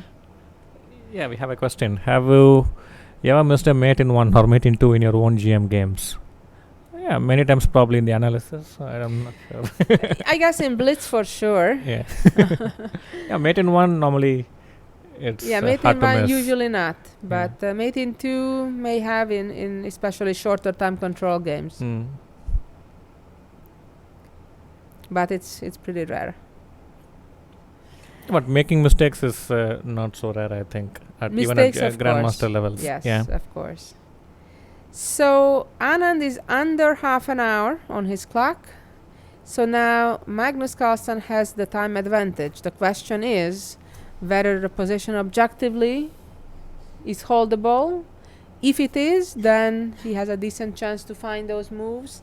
I think Carlsen's is getting into a kind of position where his moves will be more or less forced. He may not have much of a choice if Right. things get really forcing from this point.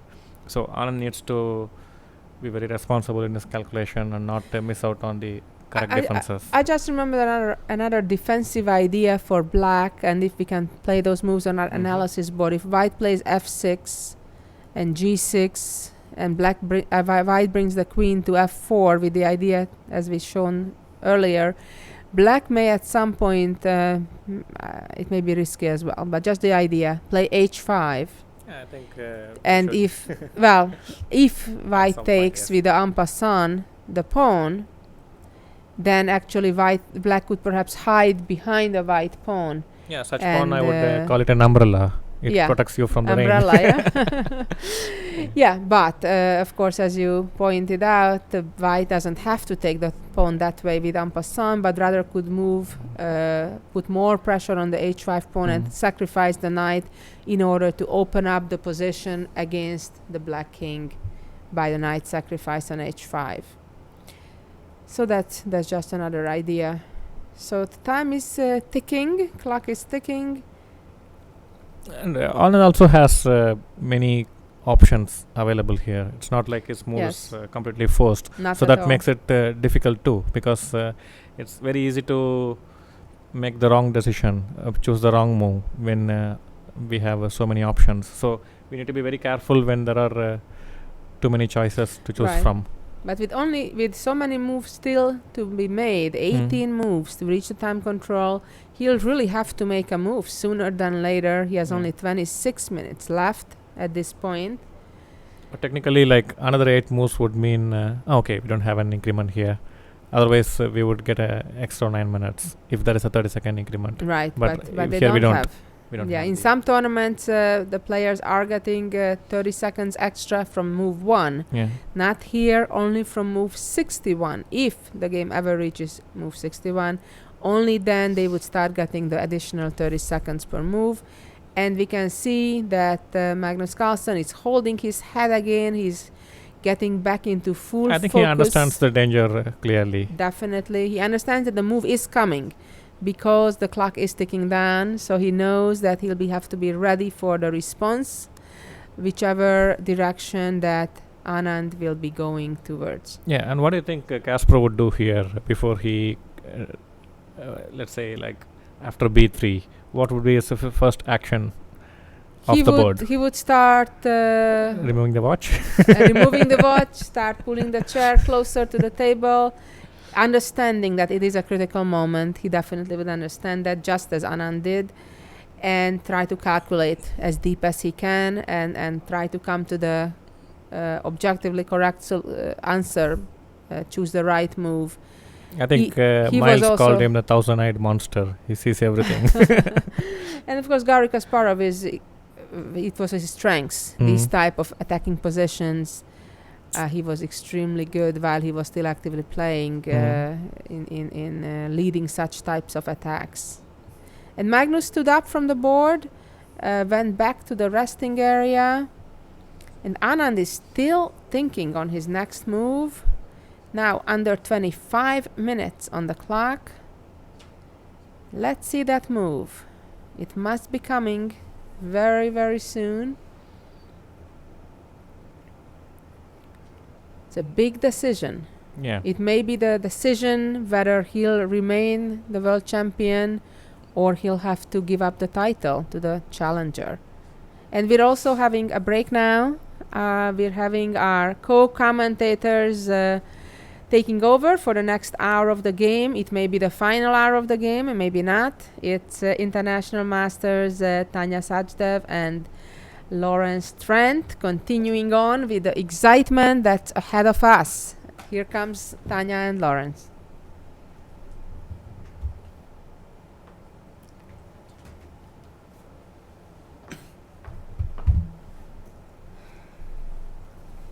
Hi everyone, we are back, and not a lot of moves have happened since we've left. You know. Yeah, but this is a very crucial position, and every move you make you have to be very precise in this position. This is championship defining Yes, moments. the moment of truth. And, you know, originally when we last left, Tanya, I thought B3, it's a good move. He's going to play it. But the more I look at the position, the more I think, you know what? I just think White's going to checkmate Black. That's really my gut feeling now. That's what White is aiming for, and it looks very, very dangerous for Black. Yeah. But the only thing that concerns me is that Vishy has spent a long time on this. On this particular move, in fact. Yeah, in fact, we'll try and get a check from our people as to exactly how long he spent on it, but I think it must be in the region of half an hour he spent on this move. And that's either a good sign because he's found a win and he's just double checking and triple checking. We actually have a move. And we do have a move. Her Royal Highness has left the back rank and decided to join the party on f4. Queen to f4. Now, that's a move that Susan and Ramesh both analysed. Right. f6 was the other option, but Queen f4 makes a lot of sense because in many lines you want to bring your queen in like so. I mean, he's made his intentions very clear with this move, so he's looking at knight h5 to follow, plans with f6, and he definitely wants to go in for the kill. So, the big question is, was that the best move? Does it transpose? Well, I mean, moving one move before this, just when the queen was on c1, I think the two candidates were knight h5 and queen f4. These looked like the moves, how you would go ahead with your attack. right.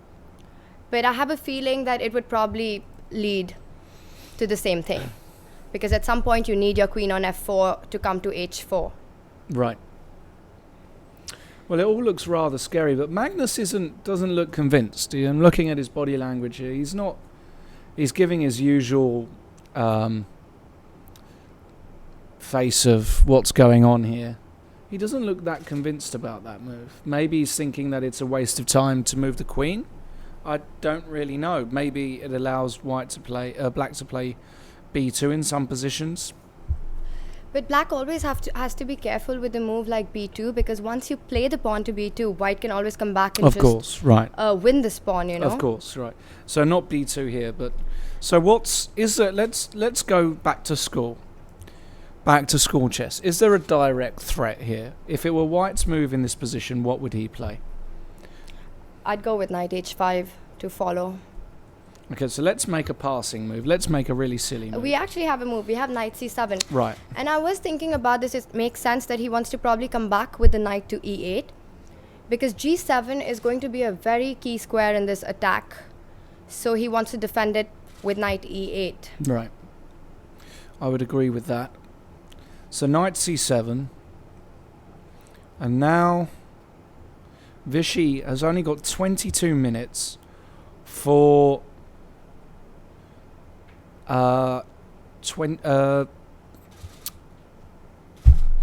maths is failing me. What move are we on? Move 23. He's got 16 moves. So that's not a lot of time in such a comp, but he must have thought so long. We've got a tweet though from Dutch number 1, another phenomenon of the game. He'll love me for saying that. Hi, Anish. Hi, Anish. Anish Giri, same age, actually slightly younger than Magnus Carlsen, already rated 2,750. Right. A massive talent. We might see him in a few years challenge for the World Championship. Anyway, Anish Giri says, poor Vishy thinking at move 23. So many natural promising moves and only one that you can make. That's an interesting point, actually. Sometimes you get a position where you've got so many appealing moves and you don't know which one to make. How do you choose? How do you choose, Tanya? Do you do sort of ip dip do? No, or I do you don't. I flip think a there are coin? certain positions where you have to try to calculate as much as you can, and which is why time management is very important. But we will come back to that because we have a move right now on the well, board. he's played straight away, so of course he looked at knight c7, and he has played f6. So I don't really see any other move here apart from g6, because I think this is a genuine threat. And then knight h5, and the last thing you want to do is allow a knight to get in on f6. Yes. So I think g6 is forced in this position. We have another tweet. Look at this. First we had Dutch number 1, and now we have arguably, well, he's under the Italian flag now. Of course, he grew up in the States. Fabiano Caruana. I believe he's world number 5 or 6 at the moment. I'll have to check the live list. Rated 2,778 or even higher than that at the moment. He reached the 2,800 live lift. Fabiano's going to be, he's going to be certainly one to reckon with in a few years. He says, a dream scenario for Vichy by the looks of it. Black's position is tough to defend. Nice to see the champ isn't going to go down without a fight. I completely agree with that. I agree. And what's also interesting is that in fact Anish and Fabiano have a very good result against Magnus in tournament play. Right. Strangely enough, yeah. Magnus had an absolute shocker against Anish a few years ago. At Vaikanse. Losing really quickly. I think he blundered a piece, in fact. Right. And against Fabiano, well, it hasn't been amazing either. So, two very strong players, some of the best players in the world, really like Vichy's position. As I said before, Tanya, if I had to take a colour, if we went all the way back maybe 4, 5, 6 moves ago, I just feel like the attack is so potentially strong, it's tough to play. And then, of course, we see g6 played by Magnus. Yes, you don't want to allow fg7 breaking the defense in front of your king, because that would only mean checkmate faster. Yeah, g6 was forced. And now Vichy's got to decide what to do. Queen h4 just feels right. Yeah, so white's idea is queen h6 and queen g7 mate, and I think black wants to defend that with knight e8. So probably knight e8 immediately. Yeah, or bishop e6 or something along those lines. But the point is that if I play something like bishop e6, queen h6, yep, knight e8, and now rook f4. So I have to be very careful of rook h4 and mate on h7. Well, this is a beautiful variation, because and the point b2, is you can queen, but it doesn't matter. Right. So you give black an extra queen, but you just block the check. With bishop f1 or even knight f1 is possible. But yeah, it doesn't make a difference, you're right. And just queen h7 is... And that's it. That's you end of can't the defend game. it. So this idea of allowing black to queen is fine. So bishop e6 looks really passive, right? So in fact, Vichy went queen h4. Right, okay. And I'm just seeing knight e8 now. Mm-hmm. So queen h6. Mhm. White's idea is rook f4. So in fact, Magnus quickly played knight e8. Yep, queen h6. And now I'm just wondering b2 directly. My point is that I want to stop rook f4, rook h4, because that would lead to disaster. Right. So you want to go b2 immediately.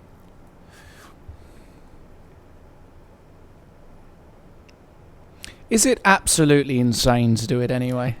I'd say so. So, okay, I'd queen and knight f1.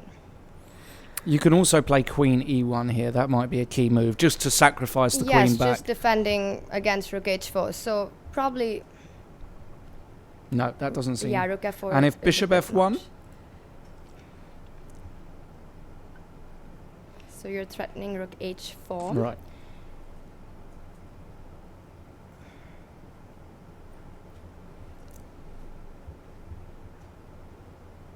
Very interesting. So black has got a whole extra queen Yeah. in this position. But this is the sort of position that Vichy has to have analysed already to... I'm just thinking how to defend against this mate. It's not very clear, but I believe there should be something.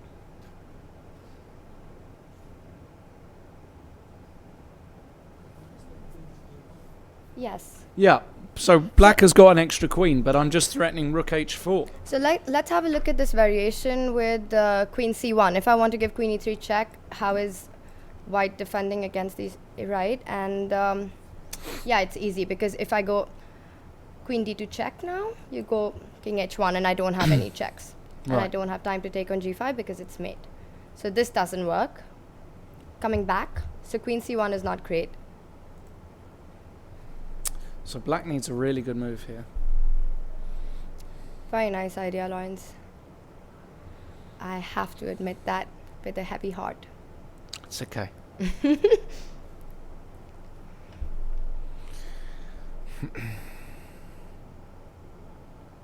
Tough, isn't it? You know, an Oh extra my queen, God.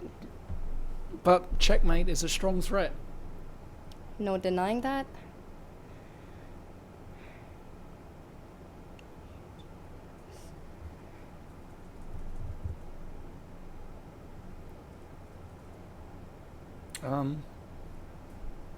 Well, I don't see a way, if I'm totally honest. If everybody at home does, fantastic. Please let me know, Yes. because this is a really important variation. So what we're saying is, in the current position after 98, we're saying White goes queen h6. h6, b2, and you just don't care. You let him have a queen. The world champion says, you know what, I can beat you with a queen less. Your queen, I block the check. Maybe with, yeah, With I Bishop think with the f1. bishop is better, right. because we said knight f1, queen e1 was irritating. Yes.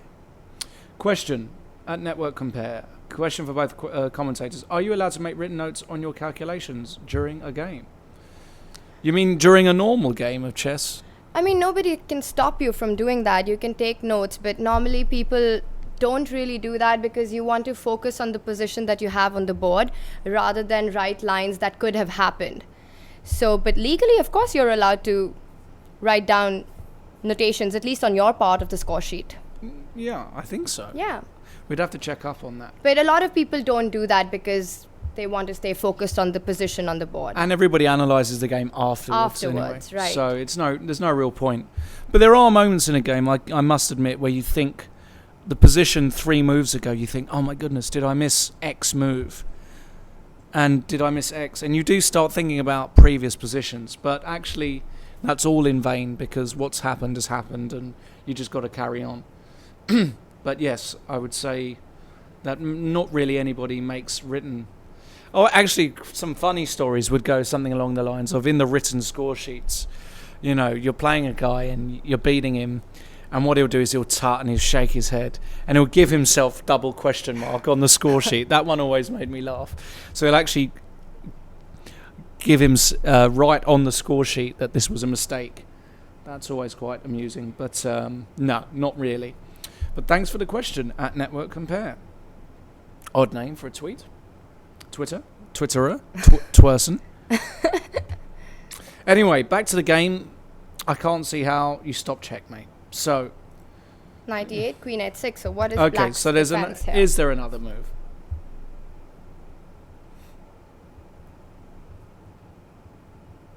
Okay, I have another idea. Right. I want to play bishop to g4.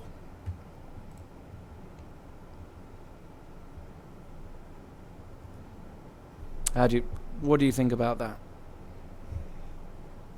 And the point so is, if I play rook f4. yeah, and now I just want to block communication. Okay. And for h3, you want to go b2. h3, I'm just going to carry on, and if you play rook takes, We have a move, in fact, which he has gone for queen h6, okay. So the move I'm looking at now with Carlsen. is bishop g4 here. Oh, and he's played b2. Oh my god. Oh So my what happens goodness. after rook f4 is... We could get this variation. We could But genuinely we're get. probably missing something. Let's have a look at this again because All right. I'm getting excited. I'm getting very excited. All right, so rook f4.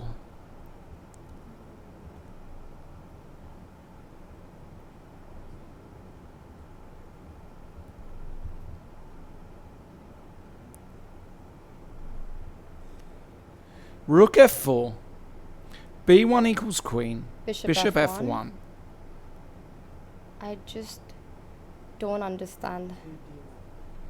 Queen D1, we've had a suggestion. So the idea is that if I go rook H4, Right. you're going to Oh, block. and if knight H5, I see the point now. So knight Oh. H5, GH5, rook H5, and a very, very pretty defense, bishop F5.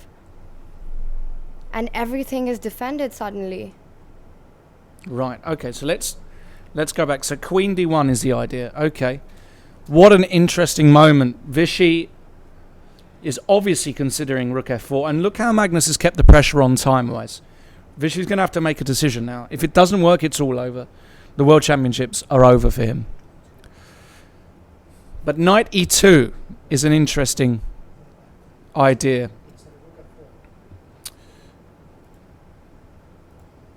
Instead of rook F4, but rook F4 is critical because I Yes, it's very important. I have a direct threat. Of course, Vishy can play knight E2 here.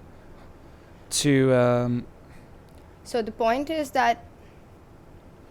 What Well, is the point? I think if I go Queen B6, we're going a bit defensive, are we? But I'm not sure what happens after Queen B6. Oh, I think the idea is you play knight F4. This is quite incredible. And after B1, you take on D5. Right, and you're threatening knight E7 check. Right. What an incredible Oh my position. God. And if you take on F1, I just play bishop Bishop takes. F1. And then my next move is here and black can resign. After black moves the queen, white plays knight E7. And the point is king H8 leads to queen F8 mate. Beautiful. So, in this position, after B2, he can either sacrifice a queen. Yeah, but if this doesn't work because of queen D1, then white is just lost. So let's just Well, have hold a on look a at this. second. Yeah. He's played rook F4. Beautiful. This is great. And we have a and queen. he's got an extra queen. This is amazing. And This is unbelievable. do you think he missed queen D1 and queen H5? Well, look, there's only one way we're going to know Yeah, because and he's got it's 11 forced. minutes. This is an absolute forced line. White He has to must go bishop rook F1. H4 right now. No, well, it's white to move. He's in check. Yes, I mean bishop F1.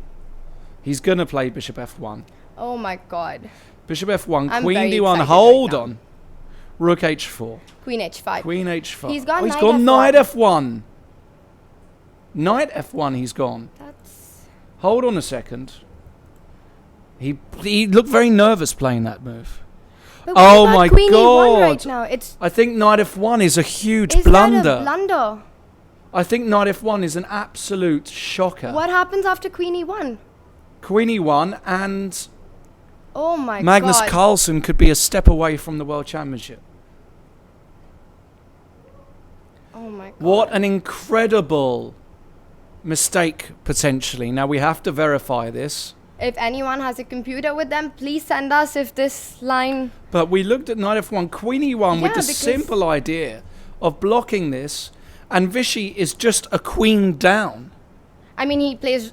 And Magnus has played He's played queen it E1. so quickly, and Vishy will soon know by looking at his face. Oh my god. Oh my goodness. And this could be This it. was so close. Oh, poor Vishy, his face. He knows it. We've heard a number of shouts and screaming from next door, and I assume that's from the Norway Norwegian, lounge. Center. Oh, poor Vishy. Oh my god, yeah. I feel gutted for him because if he had played bishop F1 here, You know, I think he completely missed queen E1 because he probably saw queen D1 and bishop F3 and he totally forgot that with queen E1, the H4 square is defended. but queen E1 is such an obvious move, Tanya. Even we just saw to- it. Just to protect this square. Oh I my- mean, this he is knows incredible. He knows this now. Oh, poor Vishy. And he's... I think I'm gonna Oh. cry now. I'm shocked. I can't believe this. After such an amazing looking attack as well, because after bishop F1, who knows what would have happened? Queen D1, rook H4, queen Yeah, H5. but even this black defends. But we didn't go through it properly, all in my right, knight opinion. H5, you must For take. example, you've got ideas like G6, you mean? not even G6, but bishop H3 straight away, and there are all sorts of ideas here. You know, bishop H3 would make a lot of sense Okay, let's because... have a look at this. But then you can take and play queen D7, right? Yes, And because come with the this queen. B1 H7 diagonal is very important for defending the H7 square. I think, guys, we are on the verge. I just feel I'm just in shock shocked. right now. Well, we've just had a confirmation. It's now -7 according to the computer. Shows -7. And that is essentially game over. So all Magnus has to do is... Magnus, he's pretty confident. And Vishy, you can tell by his body language. He knows that this is bad. Poor old Vishy. And he's resigned. Oh my goodness, he's resigned, and he's going to be... Oh my goodness. Magnus Carlsen is half a point away from being world champion. I can't believe this. And and we can hear massive cheering from the Norwegian center right now, which is right next door to us. And they're having But a I talk feel about so it. And this was bad. the critical position. He went for it, and we I thought... feel so bad right now, Lawrence. I just feel incredibly sad right now, because if he had played bishop f1, I still think there is a game on here. I think there are some improvements. But I think that idea with knight e2 instead of rook f4 was Also. still good for white. Right. He completely missed queen e1, and Vishy kind of knows that now this match is... Well, this match is, in essence, all over. Magnus needs half a point And out of then the he remaining will be games. the new world champion. And Oh my god. I can't I'm- believe this has all happened so I'm in quickly. shock. Total and utter shock that this has happened. He just must have missed it. And it just goes to show the pressure got to him. It happens to the best in the world. It happens to the world champions. But this move, knight f1, will be talked about for a long time. And he didn't, I mean, it's obvious that he completely overlooked queen e1 because Oh he my didn't even goodness. think about knight f1. He just played it so fast. And I don't know. Maybe he'll be asked in the press conference. I mean, he's just going to be... And the worst is like when he makes a move like knight f1, Inconsolable. he probably feels that he's winning after rook h4, and then Right. suddenly you get queen e1 on the board, and you're just devastated. And they're And having I'm a just chat. devastated. And Magnus Carlsen is, Yeah. of course, absolutely delighted. He's going to remain Guy's calm. brilliant. He's but- yeah.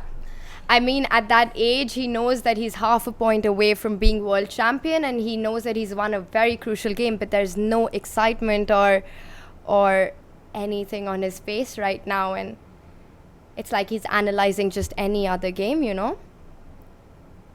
Oh my goodness. And Vishy, I don't know if he's going to be angry, sad, No. inconsolable. My heart goes out to him because he went for it. He really went for it. And, you know, he's close. He's really close to pulling off a win here. And everybody in India will be devastated at this. Indian fans, Vishy fans. Well, what to say? Let's give a quick recap of the game. Magnus Carlsen has beaten Vishy Anand in Game 9 with the black pieces, meaning that he is only half a point away with 3 games left. He needs half out of 3 to be crowned the new world champion. 2 white games, and, well, you just can't see anything else happening now, can you? Oh dear, Vishy, Vishy, Vishy. We're on the brink of a new era in chess. They're going to call it the Carlsen era. But Vishy's had his era. I mean, he's been a real Vishy- champion. right. He's proved himself over and over again, and he's a legend. I mean, that can't be questioned because of this match. Unquestionably. But I guess it happens in all sports, and every time, yeah, there's always someone new who comes then. Poor old Vishy having to face the press now. I mean, I wonder if tomorrow he's just going to throw in the towel and say, do you know what, I'm tired of fighting. Because And today was so close, Lawrence. He Yeah. had the position and he had everything going, and he just completely missed it. He Oh just my. queen e1 and it was over. Well, we're on the verge of the history books being rewritten. Magnus Carlsen has won today, and we will be going to the press conference shortly to hear from both players. I'm actually feeling really bad right now. Yeah, I mean, I wouldn't wish that on anybody, especially somebody like Vishy. Who's fighting back, and you know he's so close to Right. to achieving it. And I mean, it was still, even if he did win this game, it was still a long way for him to go before he. Sure. I mean, he had to win another game, but this was so close. Well, we're going to be joining the press conference shortly. Both players, of course, are still obliged to talk about the game. Vishy, though, will be, I'm sure, the centre of attention here. Right. A lot of questions are going to be asked. I don't think he's really going to be in the right. I don't even know what he must be thinking. Like he's had this for so many years, and now he's so close to losing this, you know. And I know it doesn't change anything. I mean, Vishy will still always be a legend, but it's just such an emotional moment. It really is. We're witnessing a changeover when it comes to the title, in my opinion. I think it's almost impossible for Vishy to win 3 out of 3. Yes. Magnus with 2 whites. I mean, it's going to require a miracle of unprecedented amounts for Vishy to come back now. And tomorrow Magnus plays white. Magnus with white this tomorrow. Might only be over tomorrow. Yeah, it could all be over tomorrow. Most people would bet on it being over. But, you know, fair play to Magnus. Yes, I mean, he is the future of chess. Right. He's won 3 games. He's fought hard. 2 with black. 2 with black. And he hasn't lost. And you can't ask for much more than that against the world champion. So I think all credit to Magnus Carlsen. And we're going to go to the press conference any minute now. I'm sure they're just getting set up. Vishy, well, I don't know if he's going to be teary or... He seemed quite controlled right after the game when the two of them were analysing, you know, but what else is one supposed to do? Right. Well, I think everybody knows how much of a great champion he's been. Yes. I think when the inevitable does happen now and he loses his world championship, people are going to remember him as an incredibly strong-willed, versatile world champion, winning. Yeah, he's been a true champion. There's no denying that. What he's done for chess in India has been unprecedented. What he's done for chess in Asia and worldwide. In general, his games, the amount they've contributed to the growth of the game, but that's true for every world champion and for everyone right at the top.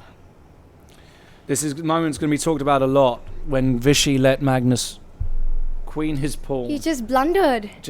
I'm just in shock still. I mean, the pressure must have been so immense at that point. To miss Queen E1. To miss Queen E1 is, well, it's heartbreaking, really.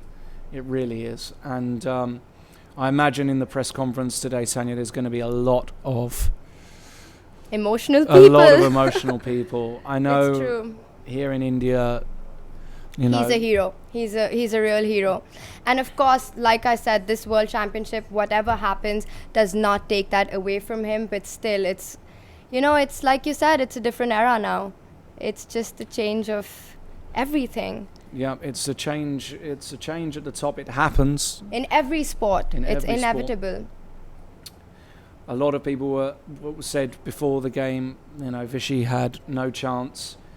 I think that was way exaggerated, but when he had his chance today, unfortunately, he couldn't cash in. And today really was the time for him to... And he played in the spirit of it, you know, with the opening he chose, the way he went forward with his pawns to attack. And you know what, it's just, why didn't we see this in game 2 or 4? If we'd seen this, I think, earlier on in the match, I think we could have been looking at a totally different outcome. But to lose those 2 games, game 5 and 6, made it terribly difficult, and he psychologically as well. And he left it to the last minute. So people are going to question his match strategy. Was it correct? You know, we're not really in any position to talk about that at all. But one thing's for sure. Well, he's given it his all. That's definitely without doubt. So now we can see the players sitting down. Magnus sitting down first. Vishy probably just freshening up. Let's go straight to the press conference with the 2 players. Remember, join us tomorrow, 3 o'clock, same time, same place, for what may be the last game of his World Championship. Men det er ganske likt da, hvis han spiller løper F1. For det It's okay. Ja, selvfølgelig. Det er eneste trekk.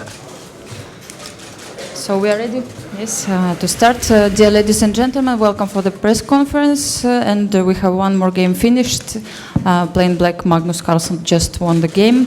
Very exciting game. And can you please tell us what happened? Magnus, can you please start? Yeah, so we get a very, very sharp position from the opening.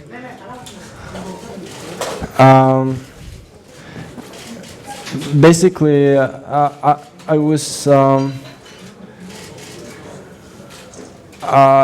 I missed something with f4 because I mean e5 because in general I would like to do this and block the pawns. But he can play queen b1, rook b6 and attack the pawns, which is a bit inconvenient for me. So here I just had to go all out for counterplay, and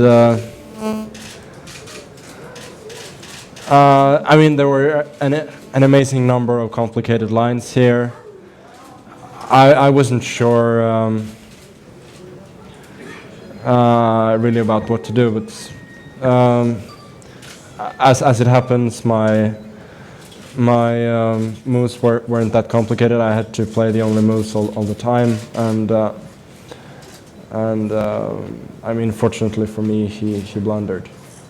Yeah, and actually now we came to this moment f6, and here did you consider also g takes f6, or it looks completely illogical? Yeah, gf6 is an option, I think, but knight h5 looked very dangerous here. I mean, I can maybe go fg5, knight f6, king h8, this, and rook g8. I don't know, but anyway, I thought that in case of f6 here, I would have to play g6 anyway, so it didn't really matter.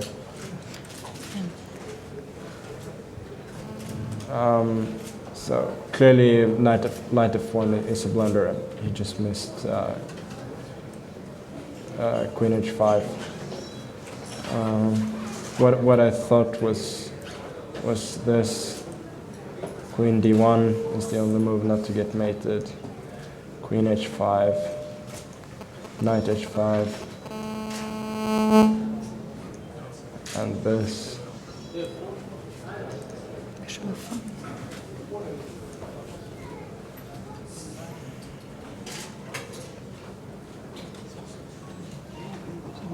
Yeah, bishop h3, bishop g6, e6, knight f6, gf6, this. That's what we discussed after the game. Maybe queen e3 here, and white should be able to hold. Okay, so can you please also give your scenario of what happened to the world champion, the question? Yeah, the position was very, very interesting. I mean, here I spent a hell of a lot of time essentially getting to this position. If the king goes to h8, usually, I mean, it looks like it should be lost because I have this extra resource with queen h7 check. But in fact, here I was anticipating king h8 because f6, g6, queen h4, b2, and more or less a similar idea like in the game. But the difference is when rook b1 happens, he has queen a5. But after this,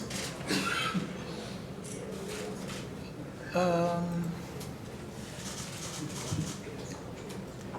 mean, I'm kind of forced to go in, rook f4.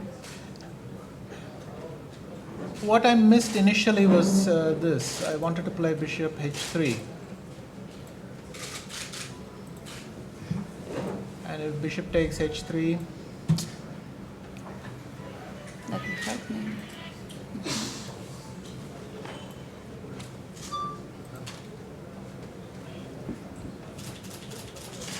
Okay, bishop h3, rook h3, queen d7, rook h5, queen f5, g6 I thought was a draw.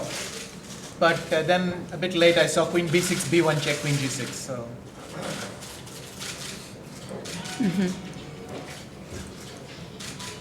But actually, you spent also a lot of time after this b3 move. Did you try really to calculate all these complications, all these variations till the end somehow, or was it possible? No, I was thinking what to eat tonight.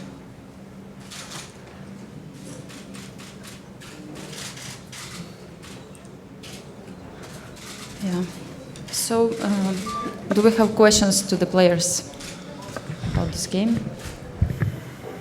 Magnus, it was quite tense today. Can you describe the tension that you were going through? Yeah. I mean, it was a really tough game. From the opening, it was clear that it's going to be extremely unbalanced, and I run a serious danger of getting mated, which I hadn't in previous games, but. I just had to deal with the situation, try to create counterplay. And fortunately, I was fast enough, but it was a really tough game. And were you scared actually in any particular moment in this game?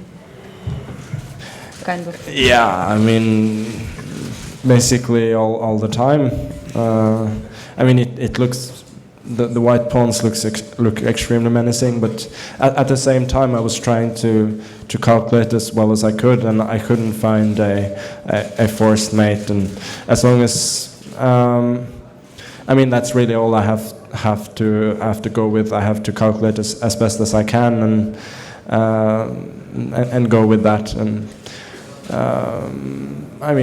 it seems that there wasn't any mate. At least no obvious one. Okay, please. Nigel Short just tweeted that this is the end of an era. Now, do you agree with this to both players?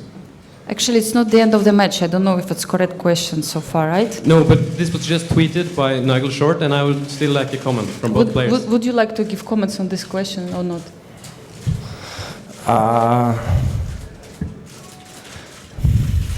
No, let's be correct this time. Thank you. Other questions, please? Please? And then... Hello, Christian Madsen from Politiken in Denmark. Grandmaster Anand, you came out needing a win today, and you showed us some of that attacking chess who's been associated with your name throughout your career, and you dominated the world #1 through 25 moves or 27, how much. For the game to end this way, how do you feel your emotions right now? In general, the match situation didn't leave me much of a choice. I saw a couple of moments when I could exit, like for instance here, I could play CB4 and try to get the knight to C3, but then I think black is also out of serious danger at the same moment, so I had to give it a shot. And when I played knight A6, when he played knight A6, I saw this variation because it's not that difficult to calculate, though there are always finesses. And it seemed to me very dangerous for black, and also I could play E6 somewhere, FE6, F6, which is a second kind of chance, and I decided to give it a shot. In the end, of course, it's a bit irresponsible, silly, whatever you want to call it. The thing is, I had been calculating for maybe 40 minutes around about, I don't know, here, when I went F5, B3, Queen F4, I think. And what I was calculating was this line, and I was trying to find this draw. And when I found Queen B6 there, then I couldn't see a way forward. And then when I got to this position, I suddenly saw knight F1, Queen D1, Rook H4, Queen H5, Rook H5, G H5, Knight E3, and now the knight is coming to E7. And by miracle, I mean, black will probably play bishop e6, knight d5, and might have to play queen takes, bishop takes d5, he might have to play queen takes d5. And for a second I got excited and the problem which I missed was simply the knight which was on g3 has just moved. So e1, h4, and of course as soon as I put the knight on f1 I saw what I'd done. And yeah, what can I say? Yeah, it should be noted that if bishop f1, queen d1, knight e2, it would be queen d3. Queen d3 or queen e1 also works there. So, Okay. yeah. I mean, if I'd seen this queen e1, I would probably have seen the other one. But because I saw only queen d3, rook h4, queen e3, queen e4 check, this ladder, I missed the other one. Thank you for explanation and other questions, please. Now we have this question here. Yes. This is to Anand. Sorry. One question here comes. Sorry, I don't know mine. But your dad and your manager was wearing a pulse indicator during the game. Very interesting and exciting for everyone. And I also heard that that's something you would like to consider wearing during the game. What do you think? Yeah, I think it's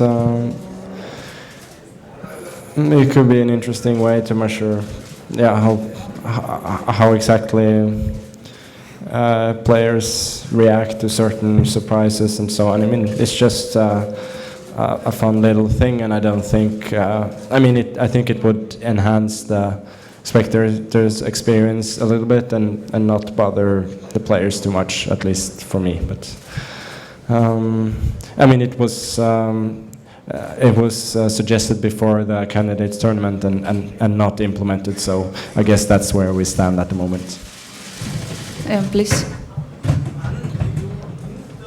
G pawn G4 and last night once said never move the pawns in front of your castle team because it weakens the beam so much. So why did you do that? What is the thinking behind it? Well, Laska wasn't talking about the same-ish variation, which was where we were, and here it's quite a typical move. So. Again, the same-ish variation, you're not. Yeah, thank you. Can you please take microphone when you ask? Right. See, you just lost the grip, but that doesn't matter. You got so many hat-trick wins in your chess career. Whether is it possible for you to get 3 wins in a row and to go for a tie break? Think it over and tell me. I mean, of course, I'll try, but the situation doesn't look very good. Yeah, other questions? Both of you have been a legend in chess, and what are your further plans in developing chess in schools and communities? Sorry, we didn't hear well, and can we please speak about the match so far, because we are finishing this press conference soon. Yes, okay, last question, please. Yes, there was a lot of praise for you, Mr. Anand, today, for going out so aggressive. Can you please explain a little bit more about your mindset and why you chose so sharp opening?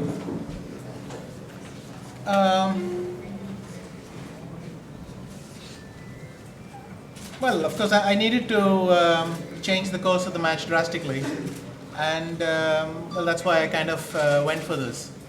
I had a rest day to kind of get familiar with all this material because it's a very complicated line, and yeah, I thought it pretty much.